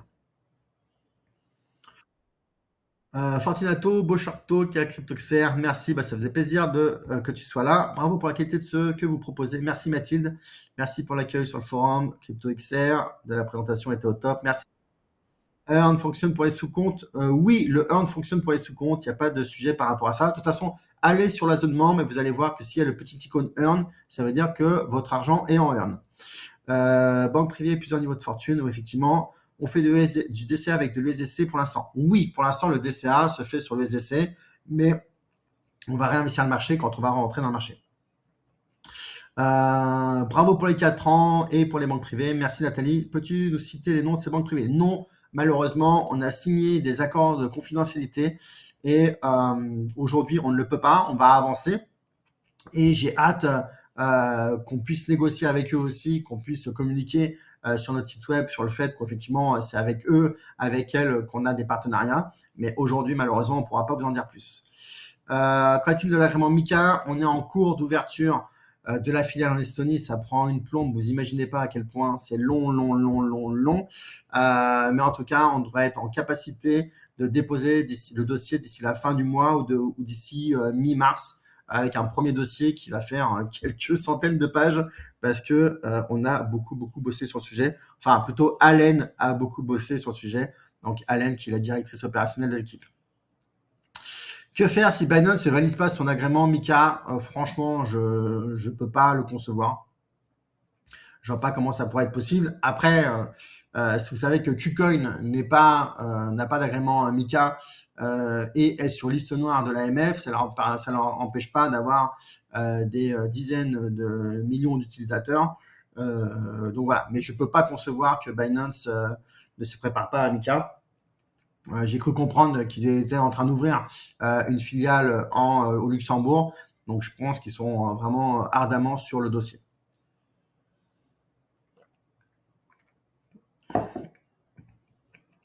Qu'en est-il au niveau fiscal pour les investisseurs Capsela lors de la levée de fonds? Est-ce qu'on a un document? Il n'y a absolument rien à déclarer pour la fiscalité sur la levée de fonds du Capsela.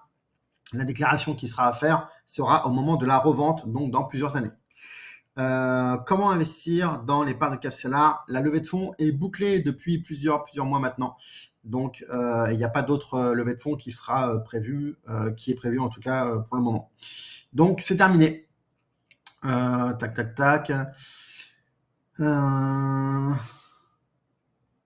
Ça m'est déjà arrivé, j'ai contacté Audrey, on m'a dit que quelqu'un avait essayé de se connecter sur mon compte Binance depuis l'Espagne sur un téléphone. Voilà, Bruno, c'est typiquement le genre de choses. Donc Bruno, je veux bien que tu m'envoies le mail qui t'a été transmis ou le SMS qui t'a été transmis. Comme ça me permettra de le partager lors du prochain live. Voilà, a été piraté par un escroc en Algérie. Pareil, Hervé, envoyez-moi toutes les études de cas que vous voyez comme ça de tentatives de piratage. Ça permet moi à chaque fois d'en remettre une couche et de vous expliquer, de vous montrer les différents scénarios qui sont possibles. Thierry, pareil Thierry, je ne sais pas si tu enregistres tes calls, mais si tu enregistres tes calls, je suis preneur également de l'enregistrement du call.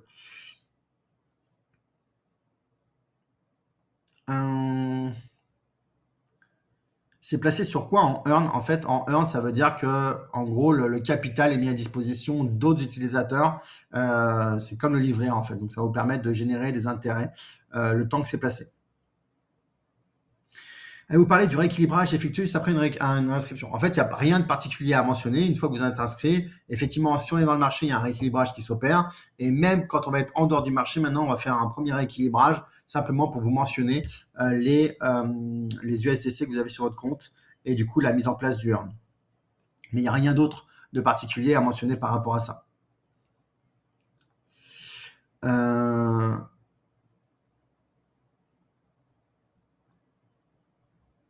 Ouais, alors faites attention aussi parce qu'effectivement, donc là je lis le message de Bruno, le numéro de tel, commencé par un 01. Parfois dans l'argumentaire qu'ils vont avoir, ils vont vous expliquer, parce que parfois vous allez dire, ouais, mais qu'est-ce qui me prouve que vous êtes bien de Binance? Et ils vont vous dire, regardez sur Internet le numéro de standard de Binance à Paris. Alors Binance, je crois pas qu'ils aient de standard, mais encore que c'est possible. Ou je crois que c'était arrivé avec Ledger. Et en gros, vous vérifiez et effectivement, dans le numéro qui s'affiche, vous avez bien le numéro. Donc ça, il faut savoir qu'il y a des failles au niveau de la téléphonie qui permettent aux hackers d'utiliser, au moins d'afficher le numéro de téléphone sans que ça soit vraiment leur numéro de téléphone. Et d'ailleurs, il y a une loi qui est en train de passer en ce moment pour demander aux opérateurs qui puissent garantir que quand on voit leur numéro affiché, c'est bien eux qui appellent, mais ça prouve à quel point les hackers renforcent leur niveau de compétence par rapport à ça. Les offres d'installation junior et jeunes sont-elles toujours valables? Alors Sylvain, à partir de la zone membre, il est possible de demander effectivement de bénéficier du forfait jeune ou du forfait junior. Le forfait junior, donc jusqu'à 18 ans, c'est 90 € par an et le forfait jeune, c'est 150 € par an. Là, il n'y a plus de promotion. La promotion a été pour Noël. La prochaine promotion sera sur le prochain Noël. La seule promotion qu'on pourrait vous faire, c'est que si vous êtes à plus ou moins une semaine de la date d'anniversaire de votre enfant ou de votre petit enfant. Vous nous envoyez un mail au support avec une photocopie de la pièce d'identité. Et à ce moment-là, on vous fera bénéficier d'une offre particulière qui correspondra à l'offre de Noël. Mais c'est la seule chose. Après, même 90 € ou 150 €, ça reste très valable puisque je vous rappelle que ces abonnements-là, ils pourront toujours en bénéficier, y compris quand ils auront passé la majorité ou quand ils auront dépassé les 25 ans.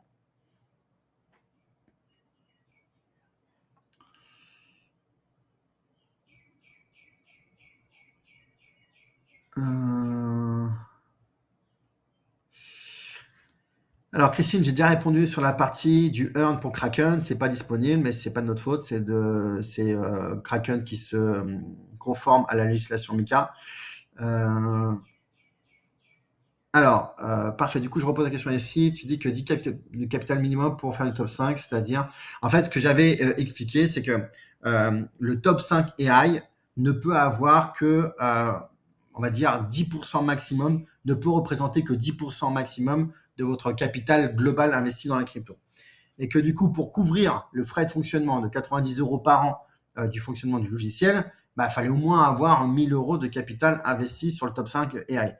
Et pour avoir 1000 € sur le top 5 AI, ça veut dire que vous avez au moins 10 000 € globalement à investir sur l'ensemble de Capstellar.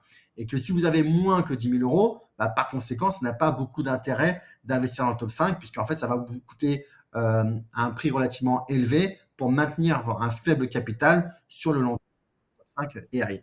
Et donc voilà, c'était ça que je disais. Et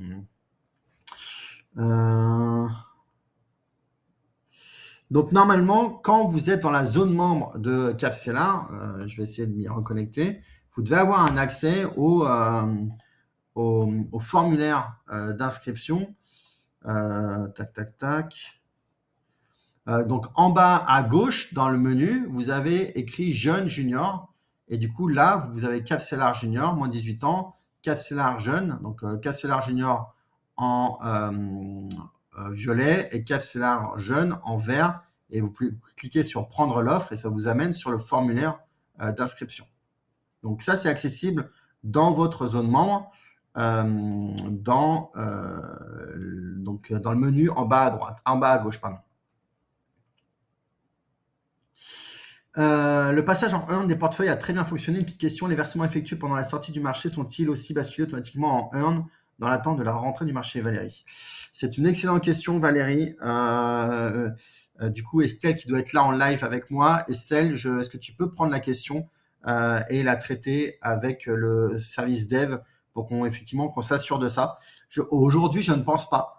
Parce qu'aujourd'hui, en fait, les seules actions que nous faisons, ce sont des actions liées au rééquilibrage. Voilà. Maintenant, sincèrement, si vous mettez 100 € par mois, c'est pas pour les faibles intérêts, parce que du earn que ça va jouer. Le plus important, c'est sur l'ensemble du capital. Mais effectivement, il faut qu'on prenne une décision par rapport à ça, de comment on traite ce sujet-là. Donc, on peut très bien imaginer une fonctionnalité à venir où dès qu'on identifie que vous avez un ajout de capital, on peut vous envoyer peut-être une notification pour vous demander si vous voulez le placer en earn, ou alors dès que ça arrive sur le compte, on le place automatiquement en earn. C'est juste qu'il faut que vous puissiez vous garder la main parce qu'il y a certaines personnes qui font des virements sur un compte Capstellar de manière très transitaire, très transitoire, très temporaire pour après le rebasculer sur un autre compte. Donc si on fait ça de manière automatique, pour certains utilisateurs qui font ce genre de choses, ça peut peut-être être déroutant. L'ajout de capital récurrent doit être fait par l'utilisateur au coup par coup ou peut-être automatisé. Alors, dans l'absolu, on peut l'automatiser, une fois de plus, comme j'ai déjà dit, quand c'est envoyé directement sur le compte spot. En revanche, effectivement, sur les comptes, c'est un petit peu plus compliqué. On n'a pas trouvé aujourd'hui le moyen encore de l'automatiser. Mais on y réfléchit, croyez-moi, parce que sur tout ce qu'on peut avoir la main, on va vous faciliter la vie. Crois-tu que Binance va rouvrir pour le Canada afin de revenir de Kraken vers Binance? Alors, Christine, je l'aimerais bien. J'aimerais bien, malheureusement, on n'a aucune visibilité là-dessus aujourd'hui. Et mon sentiment, c'est qu'aujourd'hui, le Canada, il n'y a pas un enjeu stratégique pour le Canada, pour Binance, de se positionner sur le Canada. Mais j'espère qu'ils vont être rapidement, quand ils auront MiCA, qu'ils vont rapidement après se orienter sur les autres marchés qui n'ont pas encore pour ouvrir et du coup redonner la possibilité à nos chers membres canadiens d'accéder à leurs services. Peut-on éventuellement avoir 2 comptes en perso et un compte pro? Alors ça, les multi-comptes, c'est réservé au compte élite avec 50 000 € de capital minimum, Benoît. Donc si tu souhaites passer sur l'offre élite, bah, tu contactes le support, on t'enverra le formulaire et on déduira ton abonnement en cours pour que tu puisses basculer dessus. Effectivement, sur le compte élite, si tu as plus de 50 000 € à placer sur l'intégralité de tes comptes, eh bien ça te permet d'accéder à 5 comptes qui sont connectés. Peut-on faire les deux, mettre des fonds ponctuels pour arriver à un certain montant de base, surtout au début, et faire des placements récurrents? Oui, bien sûr, Bruno, c'est l'idée. Nouvelle question pour une personne. Quel est le montant minimum de tes parts? Alors, Jacqueline, ça dépend vraiment de ta situation financière, de ta situation personnelle, de ton capital global, de ton patrimoine global, de ton appétence au risque, de ton appétence dans le marché des cryptos, ta confiance dans la stratégie KCLA. Ça dépend de beaucoup de facteurs. Mais après, la première chose que tu peux faire, c'est déjà de mettre, on va dire, 3, 4, 5 000 € de capital, de regarder pendant 3-4 mois comment ça se passe, d'appréhender l'utilisation du logiciel, l'évolution de la stratégie. Et après, du coup, tu seras plus au fait et ça deviendra, je pense, assez instinctif pour toi de savoir quel montant tu veux mettre par rapport à l'intégralité de ton patrimoine. Concernant les frais sur bénéfice, je me posais cette question. Le marché a baissé, donc pas de prélèvement, mais quand il montrera, il y aura un prélèvement qui a déjà eu lieu, donc ça fait 2 fois les frais sur là. Alors, André, j'ai déjà eu l'occasion de répondre 15 000 fois à cette question, mais j'aimerais bien y répondre de nouveau. Effectivement, c'est notre mode de fonctionnement. On n'est pas en high watermark. High watermark, c'est quoi? C'est effectivement d'aller uniquement prélever des frais sur gains, sur les gains effectifs, donc c'est-à-dire qui dépassent votre capital de départ ou vos derniers gains. Le sujet, c'est que si on devait faire ça, on ne serait pas sur 5% de frais sur gain, on serait sur 30% de frais sur gain, qui est ce que appliquent les sociétés de gestion des fonds de placement en crypto. Donc déjà, ça ne serait pas la même chose. Et en fait, nous, ça reporterait beaucoup trop loin pour nous l'entrée d'argent, de chiffre d'affaires, et on a besoin quand même de faire vivre l'activité, on a besoin de financer les serveurs, on a besoin de payer l'équipe. Je ne sais pas si vous avez vu tout à l'heure sur la photo des 4 ans, mais aujourd'hui, on est 12 personnes full-time du coup employés chez Capcellar. Donc tout ça, ça fait aussi de la masse salariale. Et donc du coup, ça fait des frais et il faut bien pouvoir les payer.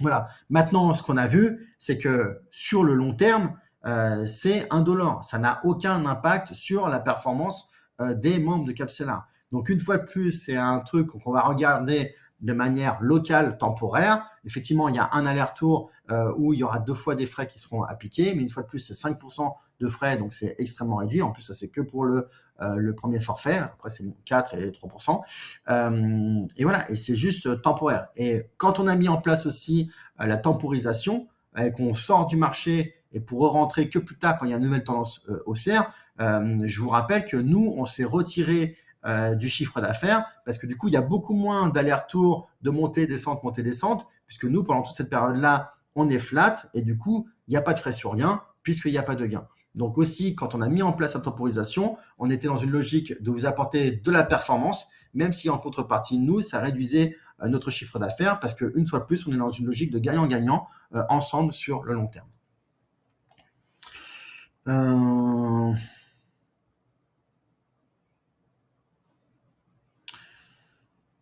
J'ai changé de carte bleue et le capital récurrent s'est arrêté. Je vais prendre un rendez-vous. Voilà, bah, très bien, Marie. Effectivement, quand ça arrive, il faut prendre rendez-vous pour remettre en place ça.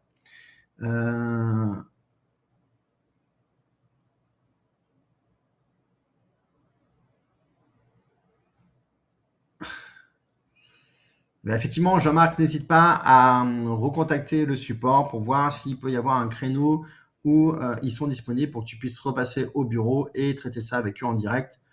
On t'accueillera de nouveau avec grand plaisir. Guy, nous ne savions pas pour votre présence à Auxerre, c'est un salon annuel où êtes-vous présent chaque année? Alors c'est la première fois qu'on était présent, mais j'en ai parlé au mois de décembre et j'en ai reparlé au mois de janvier. Donc c'était dans les lives et c'était également dans les replays et en plus on a offert des places pour y être présent. Nicolas, merci. Florent, encore pour ton live, l'explication était très claire. Merci Nicolas. Claude, merci, à bientôt. Est-ce qu'on peut earn en Kraken si on est en Suisse? Très bonne question, Marie-Hélène. Je ne sais pas, il faut contacter le support pour faire ça, pour voir ça. Si Binance refuse Mika, Binance vient. Alors, si Binance refuse Mika, Binance vire les utilisateurs français comme d'autres plateformes. Je vais vous expliquer ma philosophie par rapport à ça. Je ne me crée jamais des problèmes qui n'existent pas encore. Donc, pour l'instant, il n'y a rien qui nous invite à penser ça. Donc, soyons tranquilles, voilà, soyons zen. Le jour où il y aura une situation comme celle-ci, eh bien, on trouvera des solutions pour contourner le problème, notamment en basculant sur Kraken. Mais une fois de plus, depuis 4 ans qu'on est chez Binance, à chaque fois que Binance a eu un mouvement important de cette nature-là, il a toujours informé au préalable avec de longues semaines à l'avance pour qu'on puisse réajuster le tir.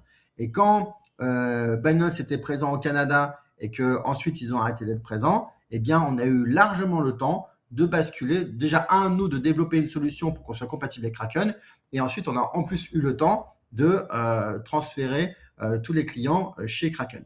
Donc soyez rassurés, il y aura toujours une possibilité si ce genre de problème arrivait. Mais une fois de plus, je répète ce que je viens de dire, on va éviter de se créer des problèmes qui n'existent pas encore. Soyons zen et soyez zen parce que chez KFCLA, justement, nous, notre objectif, c'est de vous simplifier la vie au maximum et c'est pour ça qu'on met en place tout ce qu'il faut de notre côté pour vous simplifier la vie. Tac, tac, tac. Est-ce que si le dollar perd encore de la valeur, l'USDC aussi naturellement ou pas? Bah oui, bien sûr. Le dollar, enfin l'USDC, c'est du dollar. Donc effectivement, si le dollar perd de la valeur par rapport à l'euro, oui, l'USDC, votre portefeuille en USDC va perdre de la valeur par rapport à votre capital que vous auriez eu en euros. Mais à un moment donné, on ne peut pas gagner sur tous les plans. Enfin, je veux dire, et puis là, on fait le pari. Et puis quand on rentre dans ce genre de discussion, en fait, on va apprendre un pari. C'est-à-dire que là, effectivement, le dollar chute par rapport à l'euro, mais c'est un pari que de penser que ça va continuer comme ça. De la même façon que ça va être un pari de penser que c'est le contraire qui va se positionner. À un moment donné, on avait réfléchi de vous laisser la possibilité de choisir votre stablecoin. Ça peut être fait. Moi, maintenant, ce que nous, on va faire, je pense, c'est qu'on va attendre que les stablecoins officiels de l'Europe arrivent, donc notamment l'euro numérique. Et quand l'euro numérique sera là, bah, peut-être que par défaut, quand on habite en France, la sortie de marché se fera en euro numérique. Si encore ils permettent que ça soit, on va dire qu'on puisse faire du earn avec, mais c'est aussi pour ça, je pense qu'il y a des problèmes avec le earn de l'USDC. C'est que je pense que l'Europe ne veut pas rentrer dans une logique de rémunérer les détenteurs d'euros numériques. Bon, bref. Donc, une fois de plus, on ne va pas se créer des problèmes qui n'existent pas encore, mais attendons de voir ce qui se passe par rapport à ça. Et une fois de plus, on ne peut pas être gagnant sur tous les tableaux. Donc, nous, on stabilise et on sécurise le capital. En revanche, c'est vrai qu'on est exposé au risque de devise entre l'USDC et l'euro, mais le risque, il est dans les deux sens, parce que ça peut aussi s'inverser. Compris pour le capital récurrent, merci, c'est très clair, merci Guy. On est parti pour plusieurs mois de baisse, passer le dead cat. Y a-t-il un moyen de faire du stacking sur l'USDC? En fait, on le fait. Alors, pas l'USDC, nous on fait du earn qui est l'équivalent du stacking. Donc, on fait déjà, et c'est la fonctionnalité qu'on a ajoutée au mois de janvier et qui a été appliquée là à partir de ce dernier équilibrage, de cette dernière sortie de marché. Bruno, donc si je comprends bien, il n'y a pas de placement en earn possible. Si, puisqu'en fait, aujourd'hui, tous les abonnés qui sont sur Binance ont leur capital USDC qui est en earn. Donc, c'est bien possible. En revanche, c'est Kraken qui ne nous le permet pas.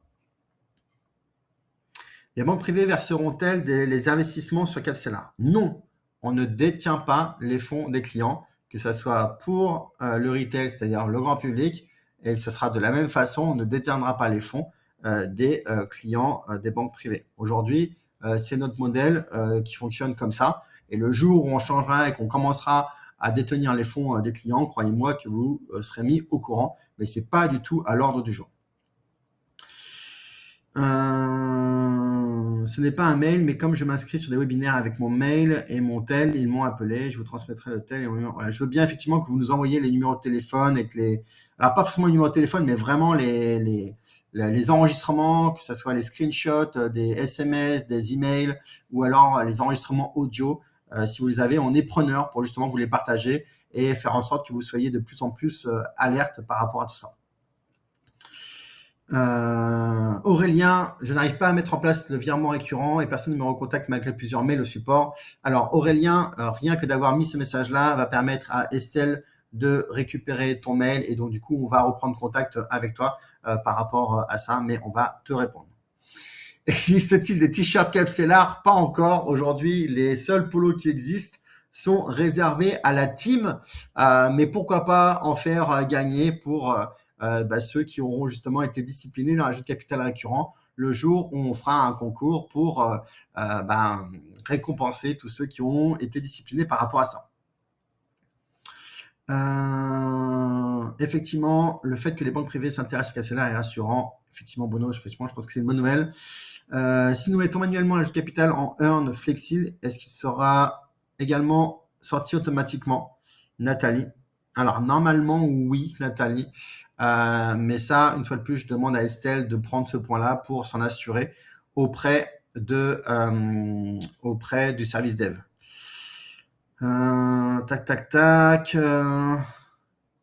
Quel pourcentage du earn? Il va varier. Et je crois que dans le dev qu'on a prévu, alors après, c'est quelques pourcentages, voire même quelques décimales de pourcentage. Il me semble que ce qu'on a prévu au dev, c'est que quand on va sortir du earn pour rentrer dans le marché, on va vous communiquer l'information du pourcentage qui aura été fait sur la période. On est à combien de clients aujourd'hui chez Capsellar? Alors, ça varie pas mal parce que ça varie tous les jours. Comme vous avez pu voir en début de slide, je présente tous les nouveaux. Il me semble qu'on est autour des 1500 abonnés. Est-ce que si le dollar perd encore de la valeur laissée? Voilà, ça, j'ai déjà répondu. Merci beaucoup, Florent, pour ce live et les questions-réponses. Désolé, nous sommes passés à côté des messages pour Auxerre, c'est pas grave. Mika, j'ai déjà répondu. C'est un chanteur. Et Tether, est-ce que c'est mieux? Tether est interdit en Europe depuis maintenant quelques mois. Donc, c'est pour ça, à l'époque, on était sur l'USDT de Tether. Maintenant, ça fait pas mal de temps qu'on est resté sur l'USDC, qui est maintenant disponible. Dans Kraken, il y a l'option Earn qu'on peut activer annuellement.